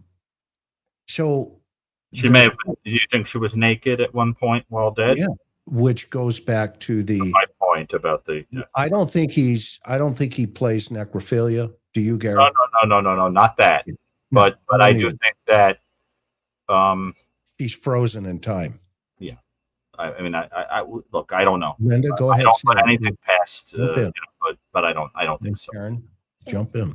She was wearing a bikini that afternoon. Well, that's what her last proof of life shot was a bikini, sunbathing, and a towel, which were both not found. Mm-hmm. Yeah. So here's the question, right? Does he throw the bike clothing into the hole, or does he redress her? I mean, both of those are possibilities. And I hear Buddy barking like squirrels out on the back porch. But I mean, so those are both possibilities, right? That he could have redressed her. Go ahead, Karen. What were you going to say, hon? No, I'm just remembering something. Suzanne's friends or a friend, somebody came over to the house after she was missing, and Barry let the friend, or tried to give the friend, her bathing suit. Am I way off on that? No, you're right. That's right. Do you guys remember that? Yes. Oh, well, yeah. So talk about creepy. So Yeah. when her clothing, we got this firsthand from Barry's best friend, and I also talked to the woman. She said when she was at the house and Barry was cleaning out Suzanne's clothing, he offered her bathing suits.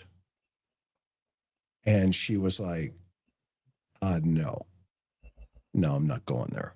Now, we don't know if it was the exact bathing suit that she had on, and for what Linda mentioned, the last picture that she was in, photo, but it was definitely bathing suits or suit. So from her, yeah, I just remembered that tidbit from, yeah, good from point. the case. Good point. Anyway. Yeah, so we have in here, it says the clothing lacks decomp. So basically, I think what they're saying is the clothing was either A, thrown in there into the hole somewhere, or B, we don't know for sure, but the autopsy report ultimately will show, because even in the autopsy report, it says fragments of clothing. And so that means clothing that is typically on the body that will also start to fall apart based on the fluids from the body decomping, et cetera. But here they're making it sound like the clothing items lacked evidence of decomposition. So that means possibly that the clothing was put into the hole as part of the staging feature. Now, Chris, this I have to jump in for just a sec, Yeah, you guys. please. so indulge me for a second. This brings up a timeline in my head already. So when Barry, like the next day, right, takes the authorities, we see the police body cam of like that area, and like the bike was down the ravine. Okay, which came first, right? Chicken or the egg here? Was she, if she was buried somewhere else, dug up, and then moved to this Moffat County location, and he throws in the bike clothes, this would have been days, if not potentially weeks or months after the bike story already was shared with police and already a narrative out there. What do you guys think? I'm wide open. I no, yeah, you're right. He's laying out this idea that he's sticking to it till it sticks. You know, the old saying, stick to it till it sticks to you. Go ahead, Karen. No, I want to hear what Linda has to say. Linda, is this part of like a whole potential premeditation plan here? What do you think? This is the interesting thing, because if she was wearing the bikini, the bathing suit last, but yet there's a random helmet off on the side of the road, just northwest to where the bike was found, right? But he also went to the manager and wrote down a description, not of Suzanne. Hey, my wife's missing, but you have the bike helmet and the shorts. So were the shorts, is that what it said in the indictment? That what they found, or they just said clothing? Clothing. I think they said Yeah, it's gonna clothing. be the shorts. Whatever he said, the baby blue shorts or whatever it's going to be that, in my opinion. Interesting. Allegedly. Yeah, it says bike clothes. It was inconsistent. Right. And which is that's a really good point, Linda, because he did go into that store and did write that note and said she's wearing this bike clothing. No mention of what she looks like, her height, her weight. It's just, we're looking for a bike helmet. We're looking for baby blue shorts, right? Yep. And there was a baby blue shirt or shorts, one of the two. Mm. It's been Yep. 5 years. Yeah. And then we have here where in this new indictment it says, additionally, there was a lack of animal predation on the bones, which was only a small amount of dissected soft tissue, which basically means the tissue had been out in the sun. It may have been mummified, meaning the fluid within inside of the tissue starts to mummify if there's exposure to the elements. And so on a few of the bones, and there was no hair mass located. So during the decomposition process, obviously animals would come in, you would have evidence of basically animals moving potentially the bones or eating the body there at the site. There was no evidence of that they saw. And then secondarily, the tissue in of itself had lost a lot of the moisture. So that means it starts to become a little bit more mummified looking, and because the fluid goes out of the body and it starts to turn different colors. But the most important piece, as if that wasn't enough, is there was no hair mass located. So with the skull, the mandible will typically fall off first during the decomp process over time. And then the animals will come in and typically they take the mandible away, or the larger bones, mostly coyotes, that kind of stuff. But in this particular case, her hair mass, that is really important to understand, because now you have smaller rodents, rats, squirrels, raccoons. They take the hair for the nest. So a lot of times when we would search in a body dump, you would start looking for, these small nests around the body, because the animals would move the hair like a bird. Even birds would take, parts of the hair, and then you'd find them, if you find nest, you may find some of the victim's hair within that nest, because the animals, take it. And so this is what's really important. It says there was no hair mass located. So at this spot, it's just her cranium. It's just her head, her skull. Her hair's gone. It's somewhere else, is what they're saying here. So go ahead, Gary. Well, I have to tell you two things. One is that, Chris, you know that one of the people in the foundation is David Rivers, who is a very prominent forensic entomologist. Yeah. He is somebody that, we have consulted with in super sleuths on cases that involve things like flies and larvae and things like that. He's somebody that I think would be absolutely fascinating to weigh in on this story. Yeah. Because that whole thing of what can we tell about a body and where was it moved and so forth is right up his street, as they say. And the other thing that I think is interesting is if you right now were to shut off all of our cameras and ask the audience what each of us was wearing at this moment, I doubt very much people would have paid very much attention to the color of what we're wearing or what it looked like. When you are in a relationship with a person or know a person, after the first few times you see them, you sort of stop looking at them that way. You just think of them like a kind of a concept. You don't meticulously analyze, unless they're wearing something really out of the ordinary, like a tinfoil hat. Chances are you aren't going to pay that much attention, especially if it's something you've seen them wear a lot, right? It was kind of wearing a t-shirt. I don't remember, that kind of thing. And I always think it's very interesting when somebody can meticulously name exactly what somebody was wearing, like the look, because it makes you wonder.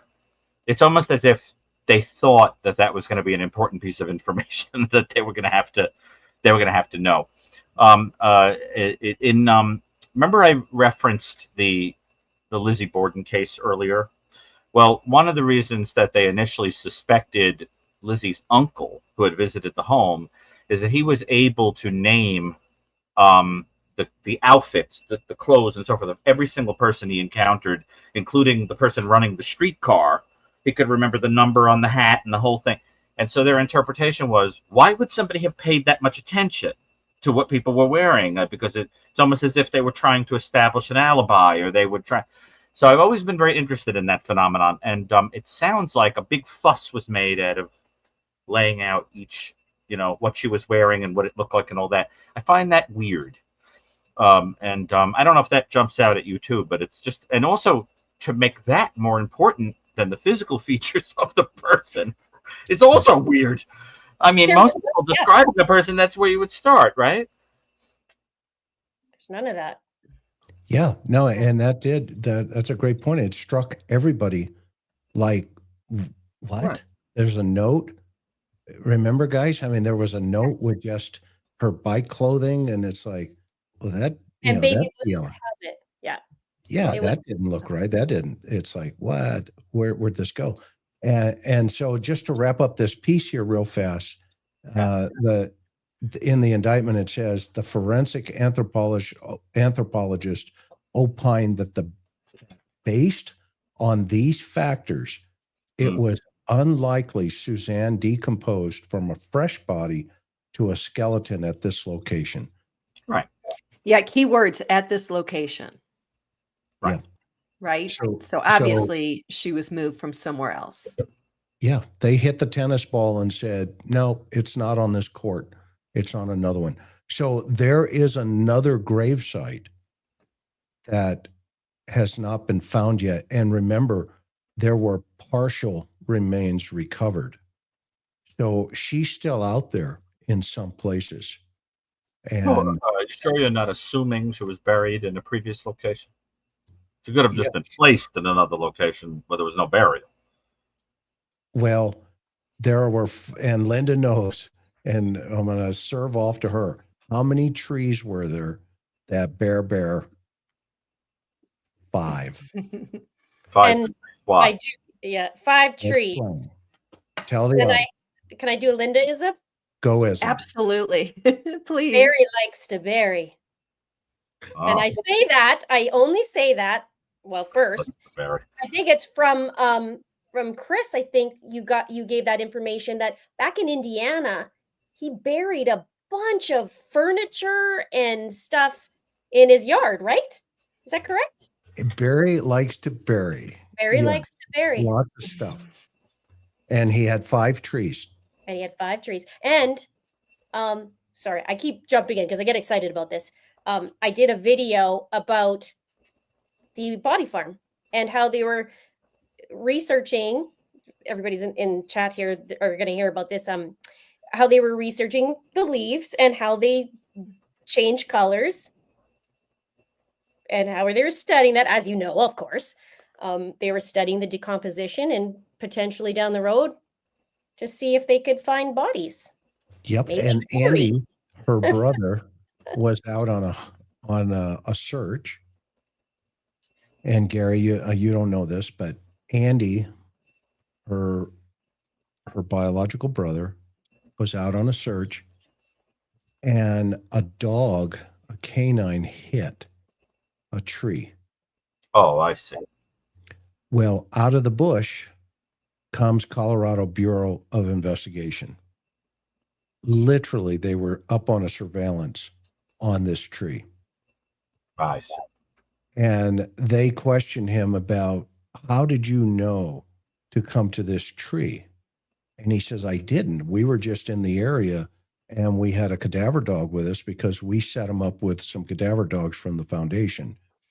And they, next thing you know it, boom, the dog went over to go to the bathroom. And next thing you know it, the dog is alerting on this tree. And the tree was dying, which is consistent with potentially something underneath it. Well, then we tracked that he had purchased 5 trees. Chris glitched, so he'll be coming right back in. I know, it's so weird. We actually figured out what piece of equipment here is causing that glitch to happen, and we ordered a new one. And of course, it's coming maybe tonight, probably tomorrow. So anyway, Chris will be coming back in. I don't want to lose you guys on the 5 trees here. Right. He's coming I back guess in. that was 25 trees, 5 trees 5 times. My goodness. That's a lot of trees. That's a lot of trees. Exactly. Hang on for a minute. Screen of trees, yes. Yeah. My camera is spinning. Okay, you're back. My Garyism would have been that if he's guilty, he puts the Barry in barrier. Yeah. And so anyway, we track where the job site was that he was supposed to deliver these 5 trees. Right. And then we get the receipts, and I turn them over to Colorado Bureau of Investigation, CBI at the time. And lo and behold, we then start interviewing a bunch of people up there. And one of them says, well, she's buried under a tree. And, she had been dismembered partially. And yes. And this came from somebody that was, who will have to testify at some point if he's still around. But so that was kind of an interesting piece of it. And so then we started thinking, holy cow, did he put her underneath each one of these trees? Because remember, in Indiana, and that was one of the reasons why we went back to Indiana, was to kind of do a suspectology in relationship to what's his knowledge base on these types of activities. And remember, guys, he had that bobcat with the drill, right? And he wouldn't let anybody near that bobcat at all. And lo and behold, boom, boom, pow, zoink, the dog hit on the bucket, allegedly, right? That there was a human decomp on this bucket. Well, now we have this evidence that has presented itself 5 years later that says, hey, guess what? She was moved. And that just goes into your theory, Linda, that you've been connecting the dots from day one, right? The triangulation. Tell everybody about that piece of the puzzle. It was interesting because it was back to that interview And Barry was very specific but odd in how he was describing where not to look. So again, there's a discrepancy where he would say, let me get that because it's important here. And it has to do with the triangle. He said, it's important to, it's never going to hurt to retrace searches. He didn't say not retrace our steps. He says it never hurts to retrace searches. And then he said, we looked all the way around the mountain, but we're going to miss something. And what was interesting is he was telling the interviewer, which was Tyson Draper, he said, don't look in this triangle. Go up the mountain, even though we searched a bunch of times, you can go look up there. But don't look from your truck to the RV park to this road and the next road. And then when you map it, it turns into a triangle. So my theory was, go look in the triangle because he doesn't want anybody to look in the triangle. And then what happens is I made the triangle. I actually expanded on it, but it just so happens to be that the Morphew homes in the triangle, and then where he put the cams were part of the triangle.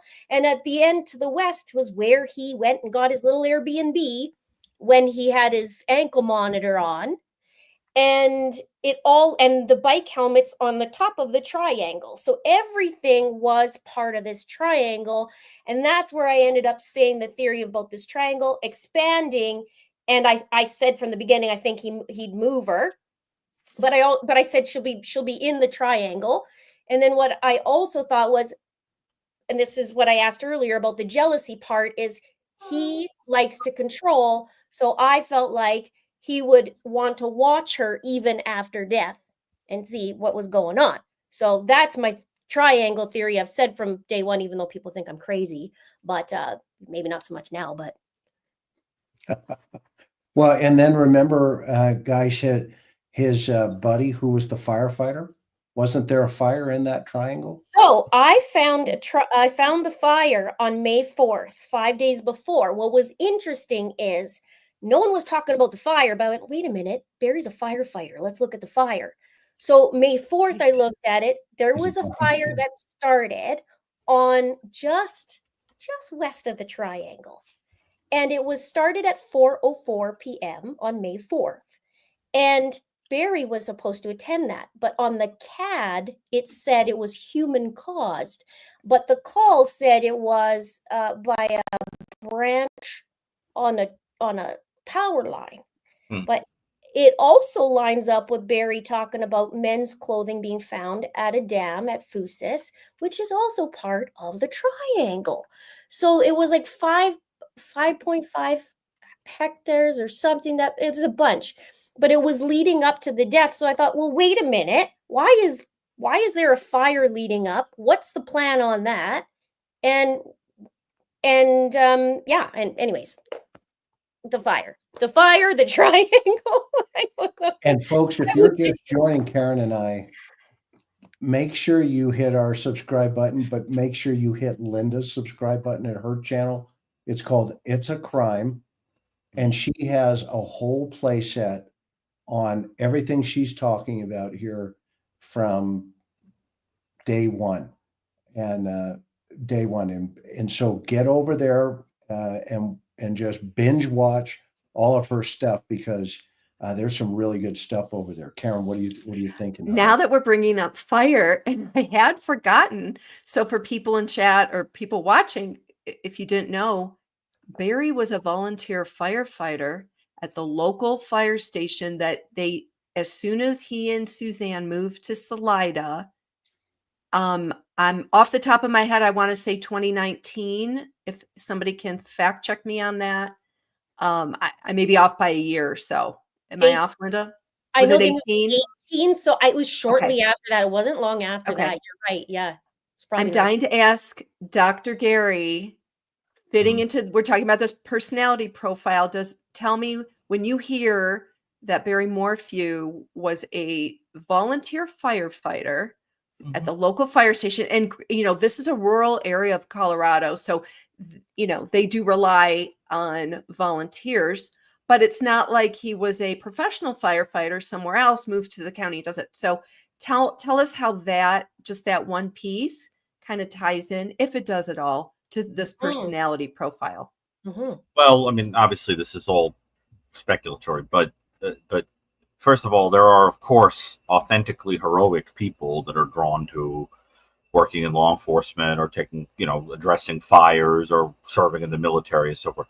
Not scary. Right. There are people, authentically heroic people, but then there are some people that are drawn to those things because of several things. One being that there's a sense of belonging. It's like having a home where you know where you stand, and you get kind of praised because you do this thing, and you bask in the glory of the whole group instead of, I'm not good enough. It's like we worked as a team, we were a family, and we did this thing together. So you can imagine somebody being drawn to it for that reason. You can imagine somebody being drawn to the heroism. You could imagine somebody being drawn to it because of the fearless, sensation-seeking, kind of thrilling quality of it. And you imagine an individual who it goes along with the self-presentation of, I am somebody who can basically arbitrate who lives and who dies. I can save lives. I'm a hero. I'm special. I'm whatever. And it's also interesting that, and I'm not drawing a connection here, but it's also interesting that, some people who have kind of psychopathic personality characteristics, but who have just enough of a kind of intact conscience, sometimes channel their fearless, bored, sensation-seeking kind of qualities into doing something pro-social, and under the right circumstances can turn them in the direction of crime. So you see those kind of characteristics too, so that it's not surprising, for example, to find out that, Ed Kemper was fascinated by police, or that Ted Bundy worked on a support line, or things like that. So you start to see that being drawn to the control and the outward appearance of those kinds of things in some psychopathic characters. So that's interesting too. But I think it plays right into the whole I present to the world as a hero, a savior, a strong man, the winner kind of a situation. But of course, as I said, there's all different reasons for it. But speaking of triangles, what was up with the relationship that Susan might have been having, online or whatever with another man? Because I think that figures heavily into this story, and I'd like to know what people know about it that's more than what is on the pages of the indictment, and how much would he have known about it? Well, it was an old fling from high school. His name was Jeff, and he was married, multiple children. She was married, and Suzanne was going through cancer treatments multiple times. I mean, she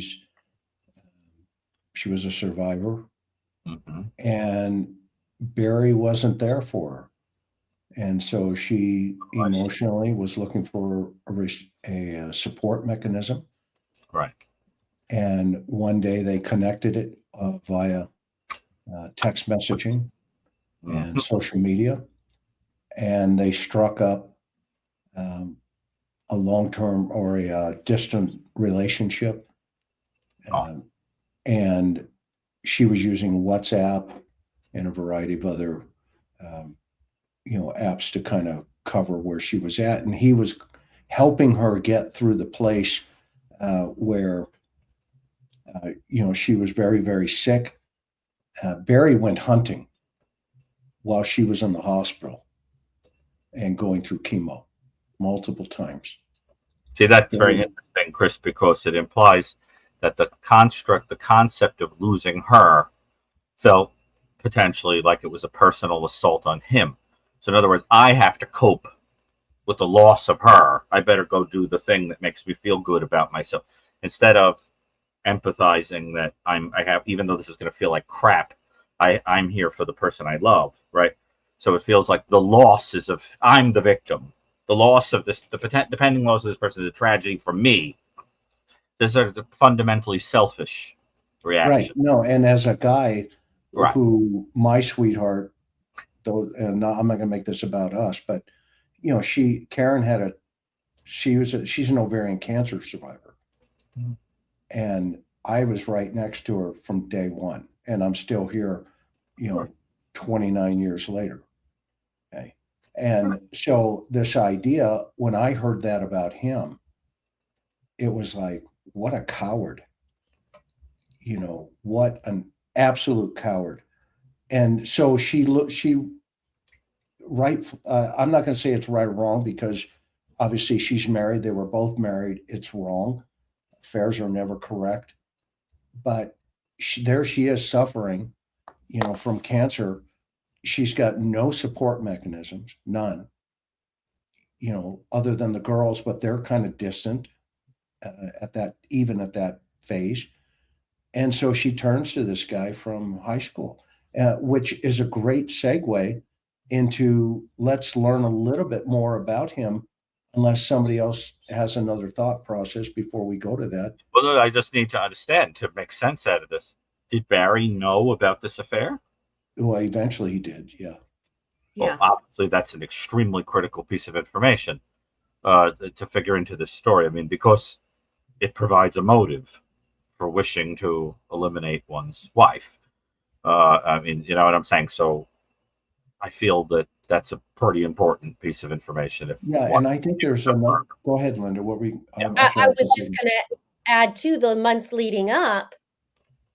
Barry was also doing some unsavory things, like internet searches that were filthy and very filthy, and had to do with a 15-year-old girl and her hitting a certain base on YouTube, and Ashley Madison and a few other things. So there's quite a few searches that a lot of people tend to forget about these details.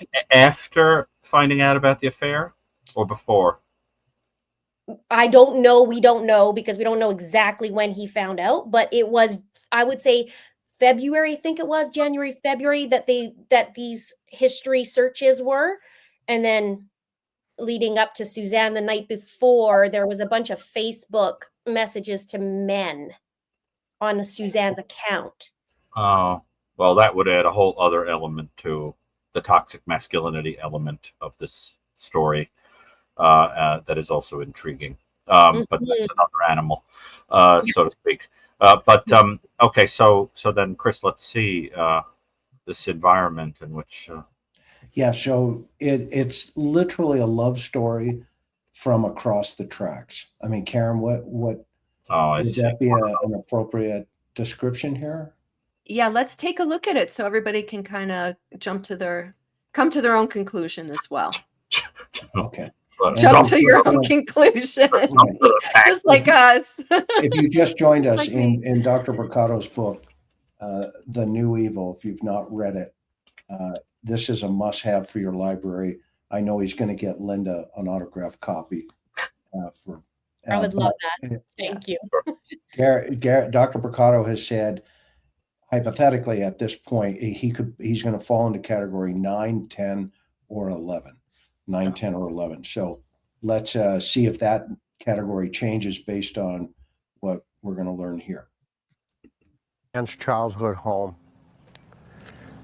This is the first area where she would have seen Barry working as a young man who would turn the sprinklers on at the golf course. And up the street there is also the high school, elementary school that we just drove past. But the Fairway Estates, so this is where Suzanne grew up, with the high school here, elementary school, middle school. This is her home. Quite the contrast to where Barry out in the country grew up. There's no real hunting going on here other than golf. I just find it fascinating that these two personalities come together in this love story potentially gone wrong. You'll notice they still have the ribbons up. And there's one in front of her house as well on her tree. As teenagers, on Friday and Saturday nights, Barry, who was the high school baseball star, and Suzanne, who was a few years younger than him, along with their friends, would cruise the streets of downtown Alexandria, Indiana. This is small-town America, in the heartland. This city once relied on the automotive industry for its vibrance. When the jobs disappeared, the town's economy collapsed, and today, it's a former shell of what it once was. In this city parking lot, friends remember Barry driving his red Oldsmobile Cutlass with the windows down. He would use a single dumbbell to do arm curls so he could flex his muscles to be noticed by the girls. And he always had a girl with him before he dated Suzanne. Well, here I am in front of Barry's house and Suzanne's home in Indiana. This is the house where they packed everything up, and then from here they moved to Colorado. This is the house the girls grew up in, where Barry had this open land here to hunt, to do whatever he needed to do. He had his own barn. All of these trees, he's planted every one of these trees, all of these pines, and this is really kind of an oasis for Suzanne. I mean, this is where she raised her girls and her family. This is where she would meet her family for get-togethers. Just everybody would have fun. One of the things that's interesting here is he's got beware of dogs warning, trespassing, you'd be shot. You can see those. There's so much of Suzanne in this home. These rocks speak so much of Barry's landscaping capabilities. This is the home that he sold and cashed out on almost immediately after Suzanne disappeared. This home represents Suzanne and how quickly he got rid of it. It's very interesting as we think about the correlation between the home in Colorado and this home here in Indiana. This is the place she didn't want to leave. I can imagine all of the great memories she made here in this particular home. It's sad. It really is. It's sad. This is the area that Suzanne knew best. She was born and raised here. She loved her Indiana hometown and all it represented. She raised her two girls here. Her friends tell us she did not want to leave and move to Colorado. This is where she beat cancer for the first time. This is where her heart was. So where I'm at right now is... Okay, so that's Suzanne's piece here, where she grows up on a golf course. Her family is very successful in the community. In fact, they still own Gene's Root Beer up there. And it's one of the most popular hot dog stands in that part of the region. She meets this boy, sees him for the very first time, turning on the sprinklers, at the golf course. They end up, striking up this friendship, blossoms into young love in high school. He takes her out on the golf course, in the golf cart while he turns on the sprinklers, and she discovers, oh my gosh, he's the love. He's the big, baseball player. She's a very, cute, pretty girl. But yet on the weekends, he's still driving this fire engine red vehicle around this convertible top. And he's literally driving the car with a dumbbell like this, right? I mean, you can't make this stuff up. Okay. And all the girls are like, oh, that's Barry. That's Barry, I can't wait till you two ladies are done with him, and, of course he's out there doing his thing. And Suzanne's like, yeah, but, he's my boyfriend now. And so they create, they fall in love. They go to school, he goes to school, Indiana or Purdue, and gets a degree in agriculture. So basically, he comes out, he can't do that right away. So he's a fertilizer salesman. That he does that for a little while. He gets a couple of lawsuits going, makes a couple of bucks there. And everybody in the community he turns on. To all the business people, he starts building a successful tree farm. He is, picking up deer antlers in the off season, selling those. But simultaneously, he is ticking off a lot of the business people in the community, and they start rejecting him, saying, you're not the Barry Morphew we knew. Okay? And start pushing him, move along here, nothing to see. Well, one of the fascinating things here is Suzanne is also, recovering from cancer for the first time.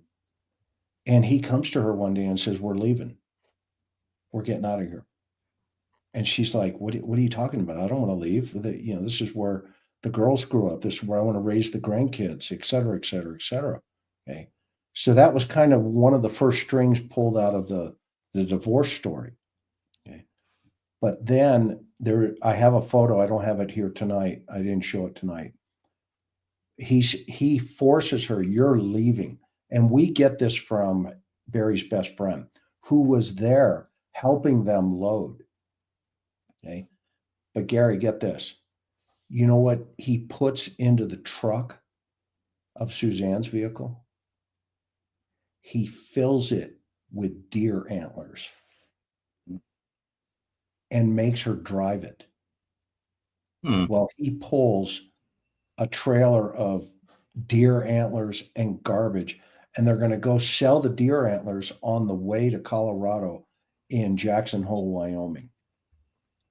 And Suzanne's like, I'm not driving this truck with those things. Karen, remember? Yeah, so the picture, we got to find it, and we'll find it for the next video we do on this. It looked like something out of Beverly Hillbillies, maybe like picture trailer with all these items, things haphazardly stacked way high up, wrapped with some rope. Suzanne was so embarrassed because she knows they can afford a moving truck. Let's buy a moving truck. Let's, U-Haul truck, whatever. But no, this was like you could see all the junk stacked up. So it certainly seemed like polar opposites here. And we should also mention that their oldest daughter was going to college out in Colorado. And so I think that was at least the stated public premise. Our daughter's going to school out there. Let's move to Colorado. But Chris, you're right. To your point, she didn't, and everybody there knew it, that she did not want to leave Indiana. What are your thoughts, Linda? It was one of those things. I saw your guys' picture, and it was one of those things that you just go, it was that bad. It was like, oh, what are we doing? It was so embarrassing. And then they go to not just a town, but a town of 135 people. Right. So they go from 5,000 to 135 people. And now she really doesn't have anybody except for him and the daughters too, but one of them's in college and the other one's young. But and I think that's when this bonding started to really solidify itself, with her reaching out to her old high school fling. And also, Chris, I do want to say, because we didn't mention it, not only were there internet searches, but there's also in the documents that she would see Barry with the zipper down, and there were other things about infidelity on his part. So it's not solely on Suzanne's part. Yeah. But there's lots on Barry too. I thought this was a visual. You just gave us another visual, of him doing this, and now it's like, okay. It's just as cringe as as cringy as the same thing with his truck. It's, who does that? You're driving down and you're just like, hey ladies, how's it going? Like, right. No. What? That's not attractive for you girls? Right. What the heck over? Okay, Gary, weigh in here. Probably 5 pounds. Wait. Yeah. Yo, all right, That was Gary. my inside voice. I'm sorry. No, you're cool. What say you, Dr. Brucato? I mean, I think that there are certain types of people who, as a mechanism of control, try to isolate you. And if you are a person who feels that, you'll grope for somebody to connect with to sort of pull you out of it. I mean, that's a behavior you see in cult leaders, for example, who I always say are nothing more than, people leading large-scale abusive relationships. That's really what a cult leader is. They use all the same techniques as an abuser. And one of the mechanisms of that type of personality, I mean, we're not necessarily saying he has this, it's just interesting to think about, is the idea that, you have to get someone away from people who might say, can't you see through that guy? Right? So you have to say, don't listen to anybody but me. Don't read anything except what I tell you to read. Don't listen to, and it has to do with that fear of exposure. And of course, that ridiculous Beverly Hillbillies card, whatever. What's interesting about that is that at some point during the mechanism of breaking down somebody in an abuse dynamic, first you have to win them over with the crap, the BS, that I'm fantastic or whatever. And then after a little while, after you feel that you've controlled the person, then the mask comes off and then you show them what you really are, which is sort of, embarrassing and whatever. But at that point, the person is no longer with you because of love. They're partially with you because they're scared or dependent on you, because that's what you've done. You've love bombed them. So now the person can't go anywhere. And when you become afraid that they're slipping through your grip, you isolate them and control them more.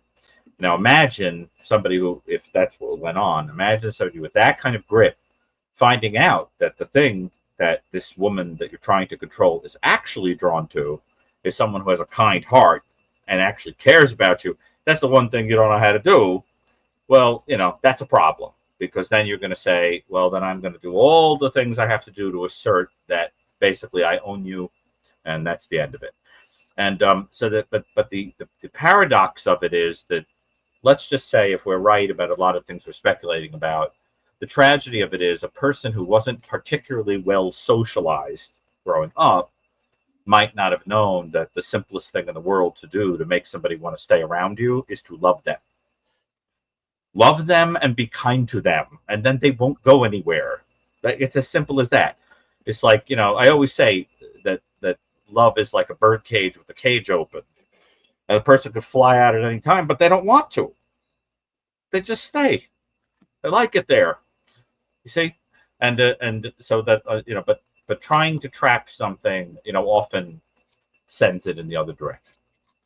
So I can't help but think there was a little of that going on, right? That it's that lack of understanding that that's what binds a person really. A person won't want to go anywhere if you love them. Sure.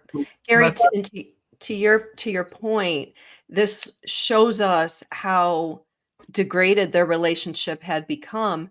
Suzanne went out and got a spy pen, and she was using it because she suspected her husband was cheating.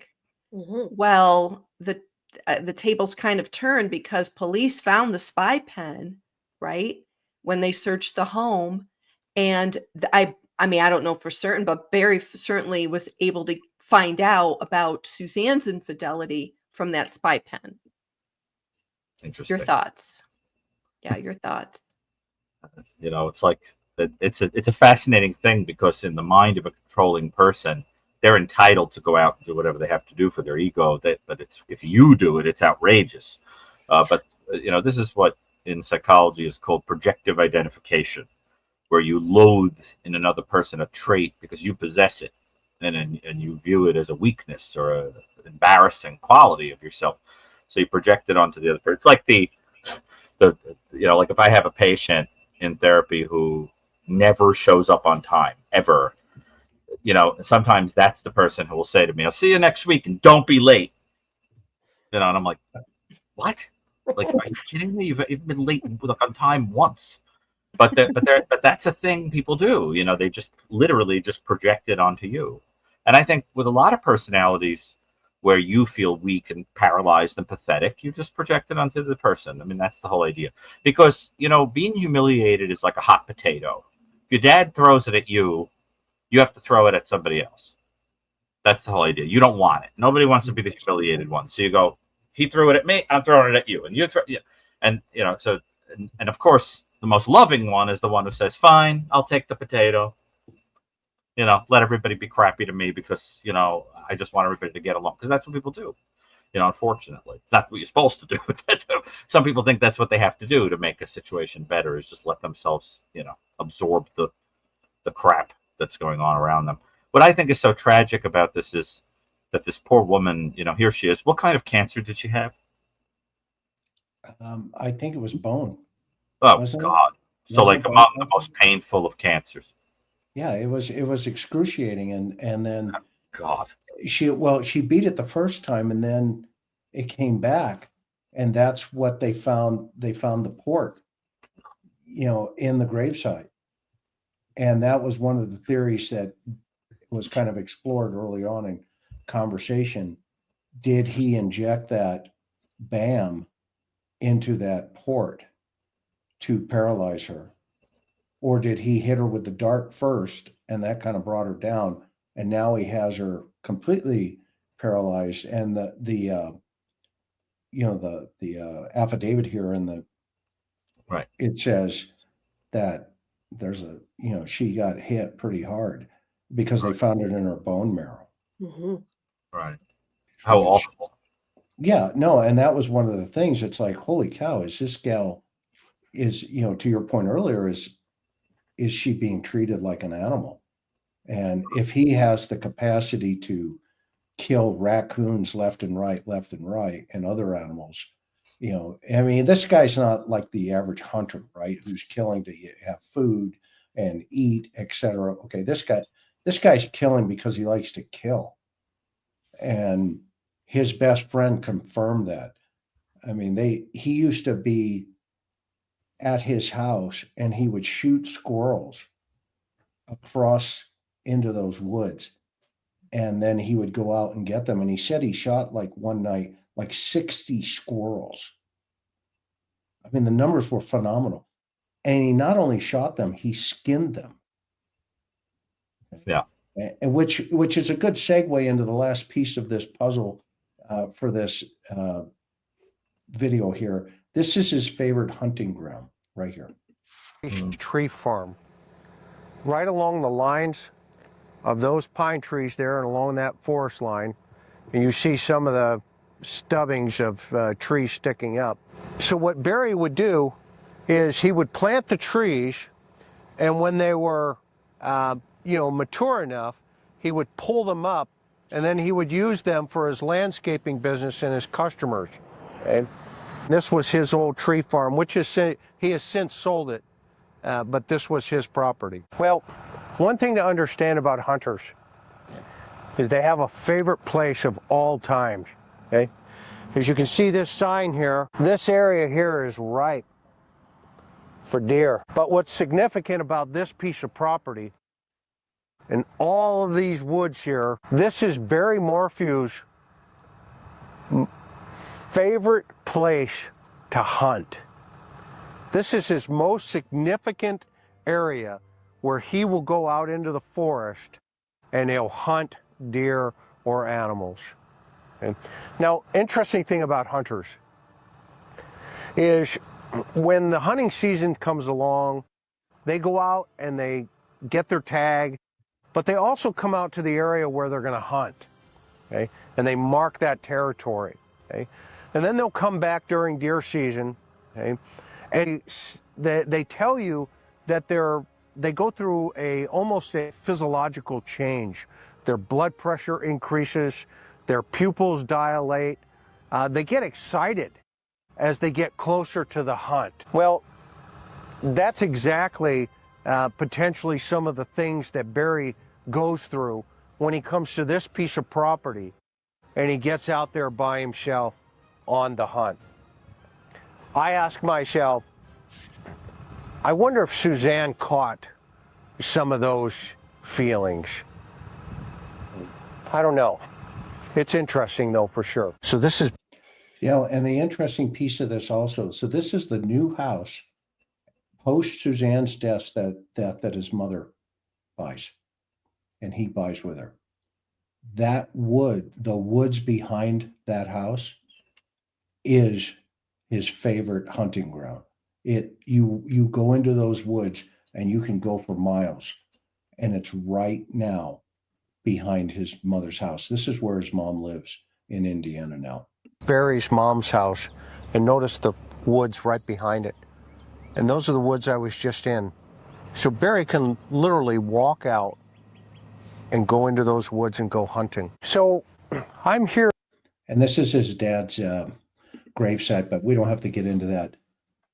But everything around him, post-homicide, he reverts right back to going into those woods and continuing to hunt. And his best friend tells us, and Karen, you'll remember this, hon, and make sure I'm staying on track here with this. Barry would set his tree stand up, and he would climb up there, and he would wait for people or things to come by. And this person tells us that he would visualize maybe them as prey. What are your thoughts, Gary? Well, I mean, I think that it's very clear that, or at least it would be a fair supposition that this is somebody for whom hunting had a quality of domination over other people, and that anybody that affected the ego of this person, is going to evoke that kind of fantasy of wanting to sort of, put the person down or go after them. I mean, not literally put them down, perhaps, but mock them or go after them or beat them or be better than them or whatever, so that everything is a kind of slight. See, it would be very, very interesting to know certain things about the social interactions of such a person, because with people like that, it's never like they have a perfect interpersonal record and then there's an accusation of a crime, right? With somebody who would be at this kind of place in the scale and the evil, they would have racked up a lot of little stories of grudges against people, having to show people off, down, be better than other people, getting into arguments, having a temper, not letting something go, being completely petty, having a hot head, being a little sexualized all the time and always needing women to pay attention to you, that kind of stuff. I mean, another common behavior in that type of person is that if the woman that you're involved with dares to have a life, like if she has other friends, like she has friends that are women, you insert yourself even into that, right? Like it bothers you that like the women could be saying like, what are you with this schmuck for, So you have to like pop up. You know what I'm saying? You befriend them. You need to know everything about them. And sometimes you say to the person, what are you friends with those people for? They're losers. Get rid of them. They're idiots. Or you have to know everything about where they were. Where were you? What'd you drink? What were you doing? What were you wearing? What, who'd you talk to? Whatever. So that it becomes a constant process of controlling everything they're doing. And, and I don't know if we know anything about that, about this personality, about this person. But I mean, Linda, it sounds like if anybody would know, I mean, you're in the weeds with this guy. I mean, do you know of him? I mean, yeah. Do you know of anything like that, of that kind of insinuating himself into, inveigling himself into any private relationship she might have had? Needing to, argue with everybody all the time and be better than everybody, having a hot head, anything like that? Is that pattern present? There was lots of comments about that, but also in the documents. And there was a time where he was peeking in the windows. Remember that, you guys? And he was supposed to be coming back from hunting or something like that. He said he had to shower, so he didn't want to come in and smell or something to that nature. But they said it was creepy. I'm Karen or Chris, do you guys? At other women? What? There were, Go ahead. You probably remember a little bit more than I do on that one. I'm not remembering that one specifically, but I saw in chat, somebody in chat remembered that when Suzanne traveled with friends, I think on the Florida trip, Barry showed up, right? Am I right, Linda, Now on something like that? that's Or exactly was what she I'm with talking her family? I can't remember if she did a family It trip. was her birthday. Right. Was she with Her girlfriends. It was girlfriends? a It was like girls' a trip. girls' trip.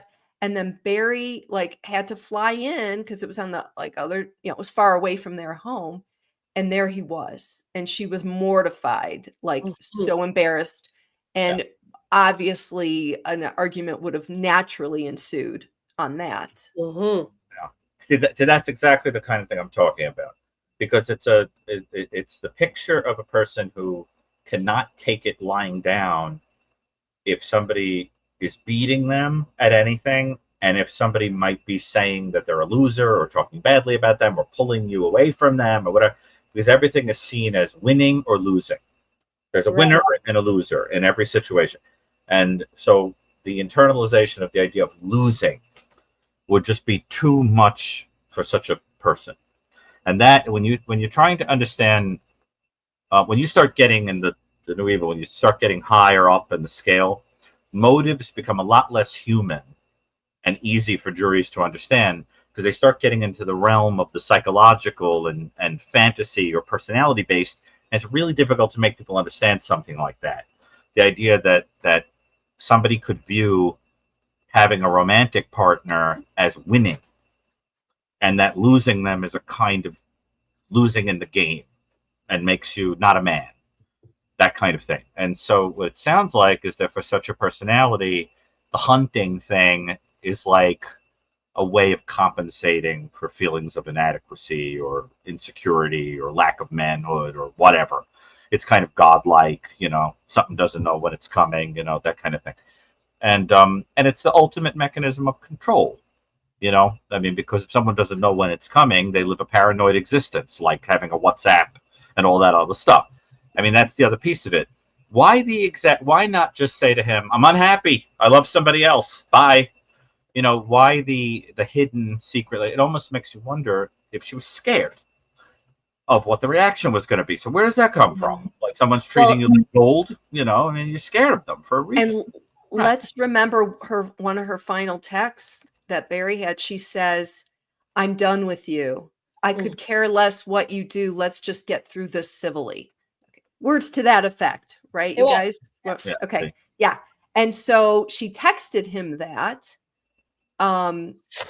So maybe it took her a while to work up that courage, knowing the personality type that she's married to. Yeah, but you can't have the last word with a person like that. It reminds me, once I saw a conversation between two people where one of them said, this is the very last time we're ever saying one word to each other. I'm never speaking to you again. And the person said, fine. Because they had to stick that last word in there. It was not possible that the other person had the last word. Forget it.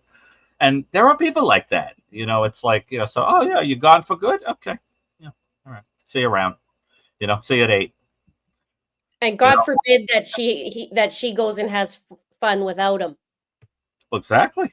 Yeah. Exactly. And knowing that she was, on her way to, to possibly passing away. It sounded, someone in the audience said that she had follicular lymphoma. It's just, Yeah, so it was horrible. That's horrendous. There's so many things about this that just start to add more and more. And then think about the idea of, I'm taking something that makes you vulnerable. I'm supposed to love you through it, whatever, and I use it as a weapon. Like to use it against you. Like that idea. Imagine like the person who comes to you and says, I'm the only one who cares about you, and I want you to open up and tell me all the pains of your life. No one else cares. And then that becomes weaponry. That's some disturbing stuff right there. But that's a type. Yeah. And indulge me for just a second. I just have one other thought about this. And I know I'm jumping way ahead here, but Gary, so I'm already in my head. Okay, we're at trial. I know we have a few steps to get there. If if Suzanne's former lover is called as one of the witnesses and Oh, yeah. Barry's sitting there with his defense attorney, dun dun dun, Yeah. what is going, walk us through what that looks like psychologically in the courtroom. It's such a good point because it's so good of a point that you could almost imagine it being used as a strategy to purposely put a person there that's going to whip him up. Because if we're right about the kind of person this is, that you can imagine becoming overwhelmed with fury and nastiness and a need to condescend. And it's very, very interesting. You know, that's something that has come into my mind about what might happen in the Koberger case, for example. You know, that you purposely do something that makes such a person feel out of control so they'll explode. And then you can say, see, that's the real person behind the mask, you know, that kind of thing. And it's a great point. I think that's exactly the kind of stimulus that, if we're right about who this might be, that would cause a kind of nasty explosion, especially because the courtroom is another place that he seems comfortable. You know what I'm saying? So that's where you start to see who the person is behind the mask. And the other thing, of course, is you would expect, at least at first, a replication of what somebody like this might do in general relationships, right? So starting out presenting the I'm a good boy who never did anything wrong and I'm perfect and I'm a hero routine, where you're subtly trying to control and win over everybody around you, and then the mask starts to fall off and then you shrink, right? That you start getting humiliated and nastier and more angry, you know. And so you imagine that arc playing out in a courtroom, because the same thing happened. I mean, we saw that, for example, with Bundy in the courtroom, right? Started out, it's a microcosm of every relationship he ever had, right? I'm charming, I'm pro-social, I could never have done something. Like, next thing you know, he's screaming on the top of his lungs, angry, showing what he really is. You know what I'm saying? So you always imagine the arc of a person like in miniature, right? Like the way that there are encounters you could have with a person that will predict the entire arc of your whole relationship with them, because it just moves in the same direction. And when you see that, that's very characteristic of people who have personality disorders, because the person with a personality disorder never really leaves the script. That's the whole thing. So it plays over and over and over and over and over. And when a person with personality disorder kills, for example, in a serial way, it's like they're killing the same person over and over again, playing the same script out over and over again. There's a repetitiveness that has an almost traumatic core, like the person is stuck in one relationship that they're trying to beat over and over again. So imagine all these people that a person with a controlling, manipulative, angry personality is. They're all that same person who's saying, you're not good enough. You know, I have to, you know, and you want to beat them, right? And everybody in the courtroom will be that too. See? So that's a really interesting point you're making, is how do you pull the person into being that caricature of themselves? And that's how you strip the mask away. Chris, you've seen that in courtrooms, right? Where the mask falls off and the person just becomes what they really are. It's delightful. And then you're like, got him. I know. And Linda, I have to ask Linda, shades of Lori Vallow and Kay Woodcock on the stand, not to mention Nancy Joe. Nancy Joe, Ray Hermosillo even on there. Oh, yes. Yes. Yeah. Good stuff. And it's interesting, Dr. Brucato, what you were saying too, about this being the good boy. So you see, on one hand, he's the good boy and the baseball player and this and that, right. And then see how good I am. I'm gonna sue $15 million. I'm gonna sue the FBI, the CBI. That's how innocent I am. I'm the good boy. Is that basically the? That's part of the, you know, but well, you know what it is that's interesting about it is that with such, now look, again, we're just speaking about the type of person who would commit this kind of offense. We always have to say, you know, people are innocent proven guilty. Let me emphasize that. But I think that what's interesting about that type is that you don't know if they believe it. With the deception that's being done, you almost wonder if the point is like, this is how I want to see myself. I don't like looking at myself under the ugly fluorescent lights in the bar mirror. I want to see myself in the mirror that makes me look fantastic, that kind of thing. Right. And such a person is drawn to someone who reflects them the way they want to be seen. And then if the mirror reflects them too honestly, they break the mirror. That's the whole point. I don't like what you're reflecting back to me. You're making me feel like I'm ugly and horrible and whatever. So I'm just going to smash it. And that's the whole thing. So what a person like that is doing is they're saying, I want to turn everybody around me into a mirror that I like looking into. Right. See? So is that the same then too when he did his hearing? So in his mugshot, he's quite angry, but in front of the judge, it's Yeah, yes. right. That's the way such a person might wish to be seen. Yeah. And want to see themselves. I mean, which is, it's interesting. Look, now, not talking about him, but when you're dealing with a personality, a person who has that kind of motivation, it has more of a narcissistic core than a classic psychopathic core, right? Because the core of it is humiliation and being angry at somebody who makes you feel the very thing that in your formative years you came to believe about yourself, and you can't handle it, right? Mm-hmm. And so that's a narcissistic center, and that's what we see at that very place in the scale that Michael and I talk about. Categories 9, 10, and 11 are exactly the crossover from narcissism to psychopathy, right? The category 8 is the epicenter. Well, 7 really is the epicenter of narcissism. By the time you get to 11, you're in full-blown psychopathy, and then when you get higher than that, you start moving into sadism. And this sounds like the kind of case we see at that place where a person has a narcissistic core and under enough stress and enough humiliation is capable of anything. That kind of case. And what's interesting about people like that is they don't have the traditional background of a psychopath. That, having been in juvenile delinquent hall, having been arrested 10 times. The history with a person like that is a pathetic history of like superficial relationships where you want people to say you're the best thing in the world, winning at things, needing, a lot of litigating crap, and kind of constantly trying to look good. Whereas a psychopath doesn't care about that. They're not interested in that, right? There's more of the narcissistic flavor. And so what's interesting in court situations is that in those kind of people, you get a lot of, how could he have done that? Look at all his medals. Look at his uniform. Look at his, that kind of thing. He's a Boy Scout, for crying out loud. That kind of personality. And you can expect a lot of that. Chris, you know that story, right? How could he have done it?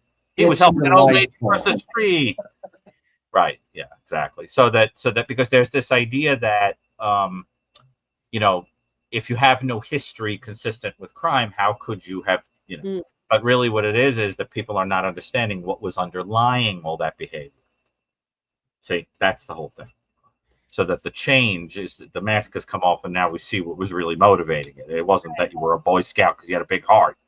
You were a Boy Scout for other reasons. For a reason, yeah. Exactly. I mean, Dennis Rader was a scout. Dennis Rader was a scout. Right. I mean, yeah.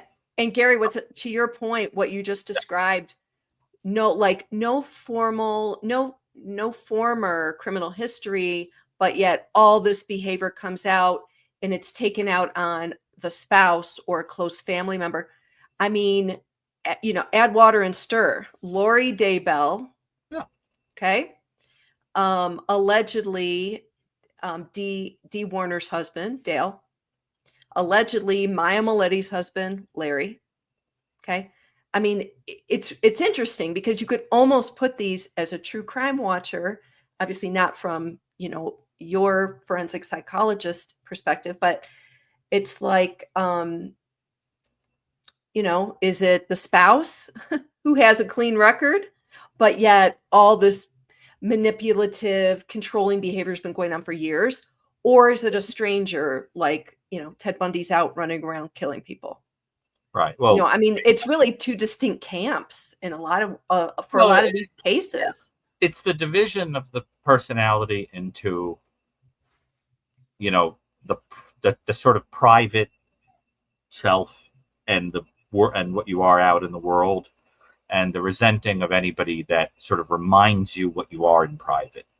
Instead of, because like those of us who have had, in life have been loved, one of the best things about being loved is that you can show the awful parts of yourself out in the open, and the person loves you anyway, right? Like you could have a conversation with your spouse about, or your partner about, things that are embarrassing and gross and whatever, and nobody cares because they love you, and that's the end of it.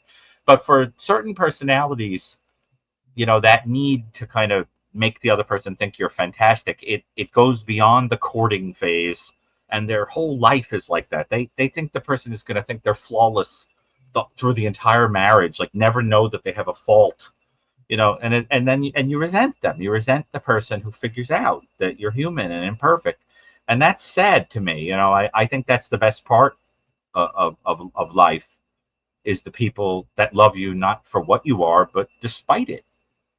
That's the whole joy of life, right? Is that you could be a jerk and the person's like, I love you anyway, right? And think how sad it is to be cheated of that. And that's the essence of this case, I think. If he's guilty, the essence of it is not having ever had a love object like that, and then idealizing somebody that comes along that you think gives you that, and resenting the idea that it'll be taken from you, because you can't let go of the idea that you don't have to earn it.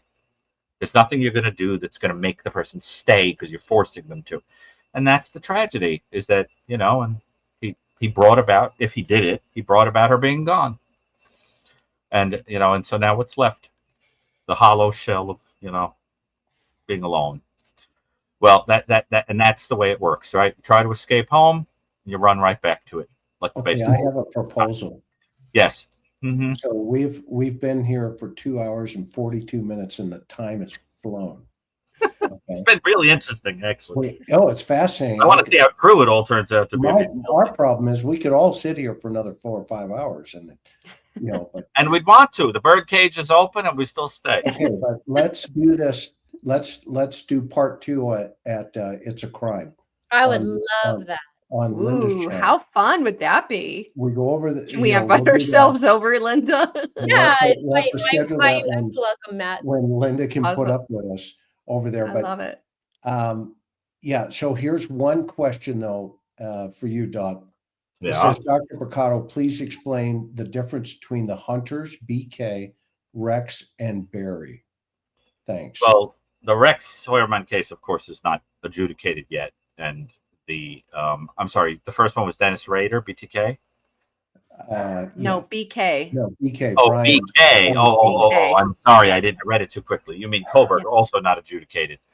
No, I mean, 3 completely different personalities going on here. I mean, if you were to place them, if they were all guilty on the scale, there's no comparison between them. Rex Hoyerman, if guilty, is a torture murderer who would be all the way up in category 22, where the motivation was sexual gratification from torture and control and domination of people. If Koberger is guilty, I think he'd be a 16, where the idea is the mechanism of control is not overtly sexual because you feel inadequate, probably. So it's all about domination through being smarter than other people, domination through watching them without their knowledge, possibly domination through, murder, and there's a kind of vague sexual quality. And in this type of individual, there isn't the repetitive quality that's present in potentially in the Hoyerman case. It's more like, the repetitive quality of killing, for example. And there isn't overt torture of multiple people over time in a torture dungeon kind of situation. But there is a kind of an aberrant personality, probably, or possibly present, where somebody is motivated by, humiliation and desire to level the playing field. That the one thing that each, I think, if they are all guilty, what each would have in common is that at the center, it's like one of those analogy games. At the center of each of them is some different way of pathetically dealing with feeling rejected and humiliated. And each of them would exemplify a different level of awfulness in terms of how one goes about doing that. And you would place them at all different places on the scale, but that core thing would be the commonality. I also think that in Haruman there was probably, if he's guilty, some literal hunting, getting aroused by kind of chasing somebody around or things like that, right? So and I don't believe that. I think there was a hunter-like quality possibly in Koberger if he's guilty, in the sense of identifying one's prey and kind of learning all about them, studying them meticulously. But that personality is much more like a scientist that wants to understand a situation and an object and how to control it perfectly. Is a little bit different because and in this kind of person, I think it has more to do with a reaction to loss. Go ahead, Linda. I'm sorry I interrupted you. Uh-huh. Okay. So I have a question, Gary. Yeah. Who's going to get more fans, Brian Koberger or Barry Morphew? It's a really good question. I mean, I think that in order to understand the appeal of Koberger, you have to understand the idea that he was viewed as a social loser. And so he pulls for the person that says, you misunderstand him. I understand him. He was brilliant and attractive and whatever. Barry Morphew is somebody who tells you he thinks he's fabulous, that he's whatever, right? So you don't have that same quality of like, I have to be different than the herd by liking him, that kind of thing. And I think that's a little bit of what goes on with Koberger, is the identification with him as the misunderstood outsider who happens to be, he's the outsider, but he's smarter than everyone, that kind of thing. Whereas Morphew, it's like I think people don't want to like him because he's trying so hard to prove that he's likable that I think that it comes across to people as, what are you trying to sell me here? That kind of thing. Now, I suppose there are people who may develop hybristophilic attractions, that happens to everybody. It sometimes even happens vicariously, like being attracted to a person because they've been near crime. I mean, I know people in the true crime world, and that's a phenomenon one day I'm going to write about, is that there are people who, just because they're in the world of true crime and touch, shake the hand of a criminal, become an object of fixation to a person, like as if they're like secondhand, we're near a killer, that kind of thing. That happens too. So, but yeah, you could develop that kind of hybristophilic attraction. But if I had to make a prediction, I think Koberger would have more of a obsessive fan base than Barry Morphew. I think Morphew is somebody who would evoke more disgust. Would be my prediction in people, and I don't think he would have the Ted Bundy-ish charisma going on. Doesn't he evoke that more? Like Linda, like I said, you're in the weeds with him. I mean, are you charmed by him? No, absolutely not. I mean, But of course, I'm saying, it's one of those things that it's like apples and oranges. But with Barry, I speak from the female version of being in the dating world. He would be more akin to like, oh hell no, stay away from that guy. He's an F-boy. And that's what the term is. Right. That he would give off the vibe that he was full of himself and thought that he could have anybody he wanted. Right. So he wouldn't evoke for that protective. He wouldn't pull for like, I want to protect him from people talking badly about him or misunderstanding him. Yeah, he's like the guy, like in the gym where you're like, I'm going to be over on this section, and if he goes on that section, I'm going to cross the section. That's how he gives off that kind of vibe. Whereas Brian Koberger, is different. It is just different. I can see why people are like, what? I don't get it. Like in their mind, they're going, he's going to school and he's doing all this. Why did he do it? How did it? So I can see how they're doing that, but it's completely different. Like when you look at Barry, honestly, from a woman's point of view, maybe Karen can chime in or not. It's just like, yeah, no, I'm not going on a date with you. I don't even want to look at you. Don't ask me for my number. Don't even say hi. Like that. But Koberger is more of a nerdy person. Yeah, and he doesn't give off. I mean, it's different kind of a energy off of him. He's like like cosplay Comic-Con vibes. He doesn't have like, you know, Right. who's Like- hitting everybody in the bar, you know, with the stack No. of beer hat He's- on. Yeah, you he's know, reading kind the of vibe. books and he's not going to the gym. Yeah. Whereas, He's got a nerdy kind of thing going on, and I think that, you know, that pulls for something in certain kind of people, you know. And then you get those people that are right between those two types, like Mangione. You know what I mean? Like you could sort of see, you know, girls thinking he would, you know, but at the same time, like there's this sort of dork, you know, I'm a superhero, you know, avenging, you know, whatever kind of pathetic quality going on there too. And so, and it pulls for something in certain types of people. But I think the center of it for some people is that they like to be contrarian.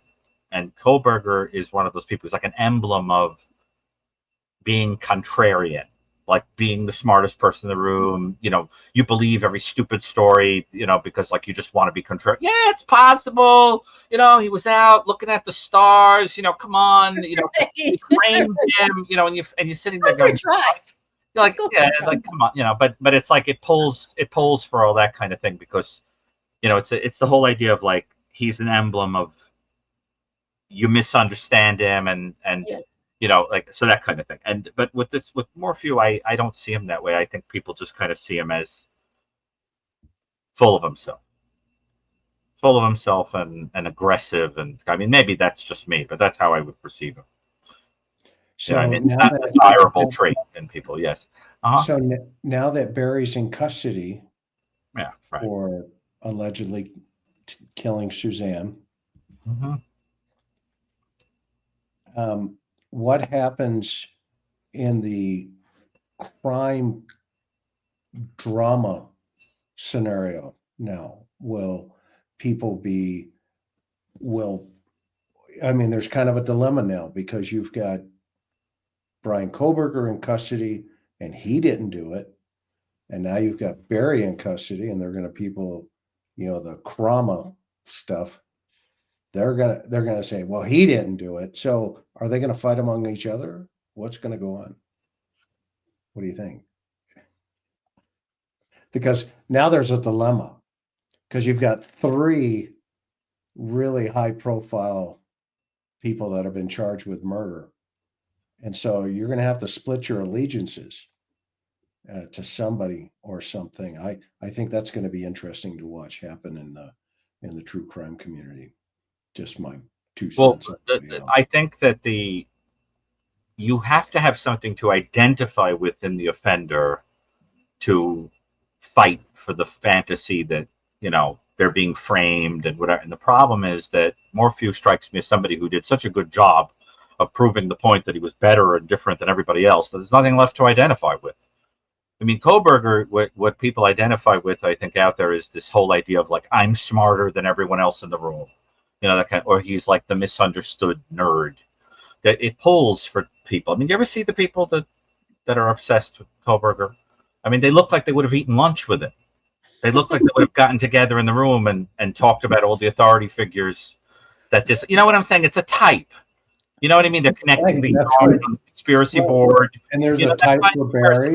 There's a type for Luigi, you know. Right. It's a type. Luigi but now they're all kind of in the same arena right now where all 3 of their personality types are. Yeah, but they're very different types. They're very different types. That's just it.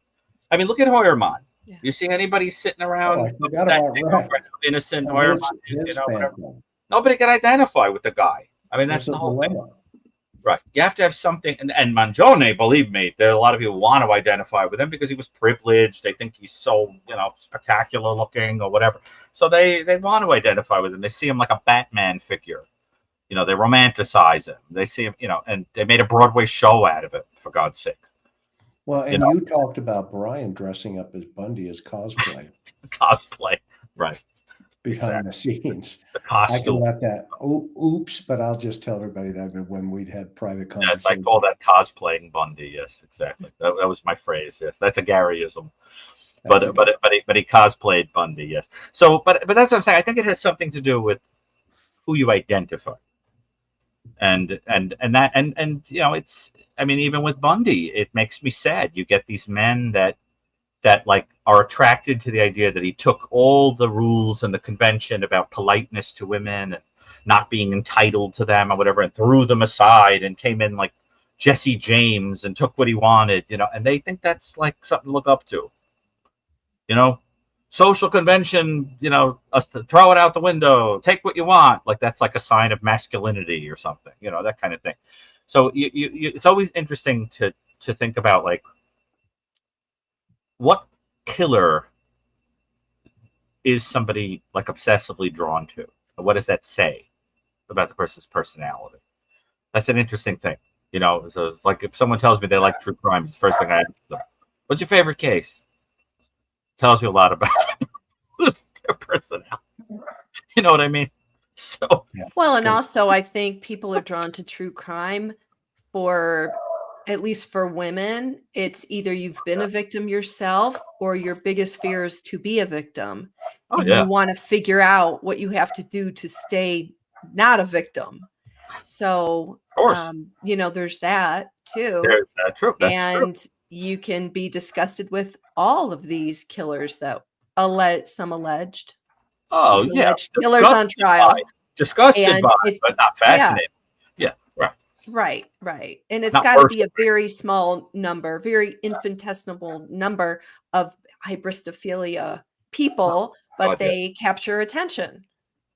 Absolutely. And some of those cases are deeply pathetic. I mean, remember Doreen with Richard Ramirez? She swore that he looked like John Stamos. She was obsessed with the idea that he looked like John Stamos on the cover of Tiger Beat with the curly hair. I mean, did she look at him with the corroded teeth and the halitosis and those beady eyes and all she saw was a guy that could be on the cover of Tiger Beat. It's a fascinating thing. But I think hybristophilia though is more complicated, because hybristophilia I think is about a predictable relationship with a person that will never leave you because they're in a cage. They're not going to cheat on you, with another woman, if it's a guy that you're obsessed with, and you always know where they are, and they think the world of you because no one else cares about them, that kind of thing. And then there are the types that want to bask in the glory of the case. They wind up in the biography of the killer because they were the one who, there's that type. But hybristophilia is a fascinating phenomenon, but I think it's a little different than what you see in some, because hybristophilia is a disorder where you are aroused pathologically to the point, by an offender that you could only be with an offender. Everybody else would bore you. This is like a vague version of that, where you're just weirdly fascinated, but like you could still have a normal partner, that kind of thing. But I think it's a common phenomenon and a fascinating one. But anyway, but I really want to thank you guys for inviting me on and on the show. And it's been so nice to meet you, Linda. I've got to check your show out, and I hope that people will check out the categories in the New Evil to see what sort of jives with their own sense of things. Obviously innocent until proven guilty, but this is one of those cases where it would be very difficult to understand what the motive of anybody else would be. Like, what's the explanation if it isn't that? Like, what are we suggesting happen here? It's like you have to do that kind of thought experiment, right? Like we did. Remember when we did that thought experiment, Chris, with Koberger? Yep. It's like, okay, he's out looking at the stars. So then what? Like a drone picks up the sheath with his DNA on it and brings it to the house? Like, do the thought experiment. So doing the thought experiment, what would be the alternative explanation? The mountain lion and the bobcat visited a 135 population town of Maysville, formerly known as Crazy Camp, and decided to kidnap Suzanne, chuck a bike helmet on the side of the road while you're driving, going, oh, we don't need that, and then just keep going. Well, there you go. Touche. So good. Sounds believable. Okay, so we'll reconvene the group here at It's a Crime. Linda, you set it up. Give us the invites, and then yes, all of you are welcome to come on my channel. We are so grateful that you cut some time out of your schedule tonight too. Thank you, Linda, to come over here. Thank and you. It's and been of so course, fun. Barry, you're always amazing. I mean, as well. And then Karen, any thoughts as we close out here, honey? You know what? To be continued. We're going to continue to have a lot to talk about as 3 this hours. We case had over 40, almost winds 45 through the people in here. system. Yes. So Thanks, it was- everybody. If you made it this far with us, we're grateful. But Yes, thank and if you all you've for not being here. Thank subscribed you, over Gary at and Linda. Linda's house, get over there and Thank you. hit that subscribe button. Are you Yes. guys ready to go to Hawaii? Yes. We are. Okay, here we go. Good night, everybody. We're so grateful that you're always with us, and we just pray that you continue to take care of each other, and always remember that kindness is not weakness, it is a strength, and please pass it on. So aloha, have a good night, take care of yourself.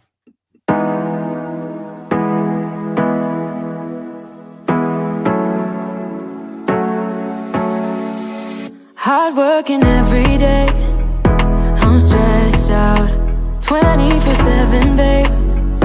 No timeouts, wish we could fly away. You and I go to our favorite place. Oh yeah, make special memories together. I'll be your company now and forever. I say we fly away, you and me, go to our favorite place. Feeling the sun on my face in Hawaii. With you, Hawaii. With you, Hawaii. With you, Hawaii. I need a summer breeze, some fresh air to put my mind at ease. No cares. You wanna come with me? Me and you go to our favorite tree. Are you ready now? We jump on a plane now. We're taking away. Yeah, we're taking away. Don't hesitate now. We're taking away.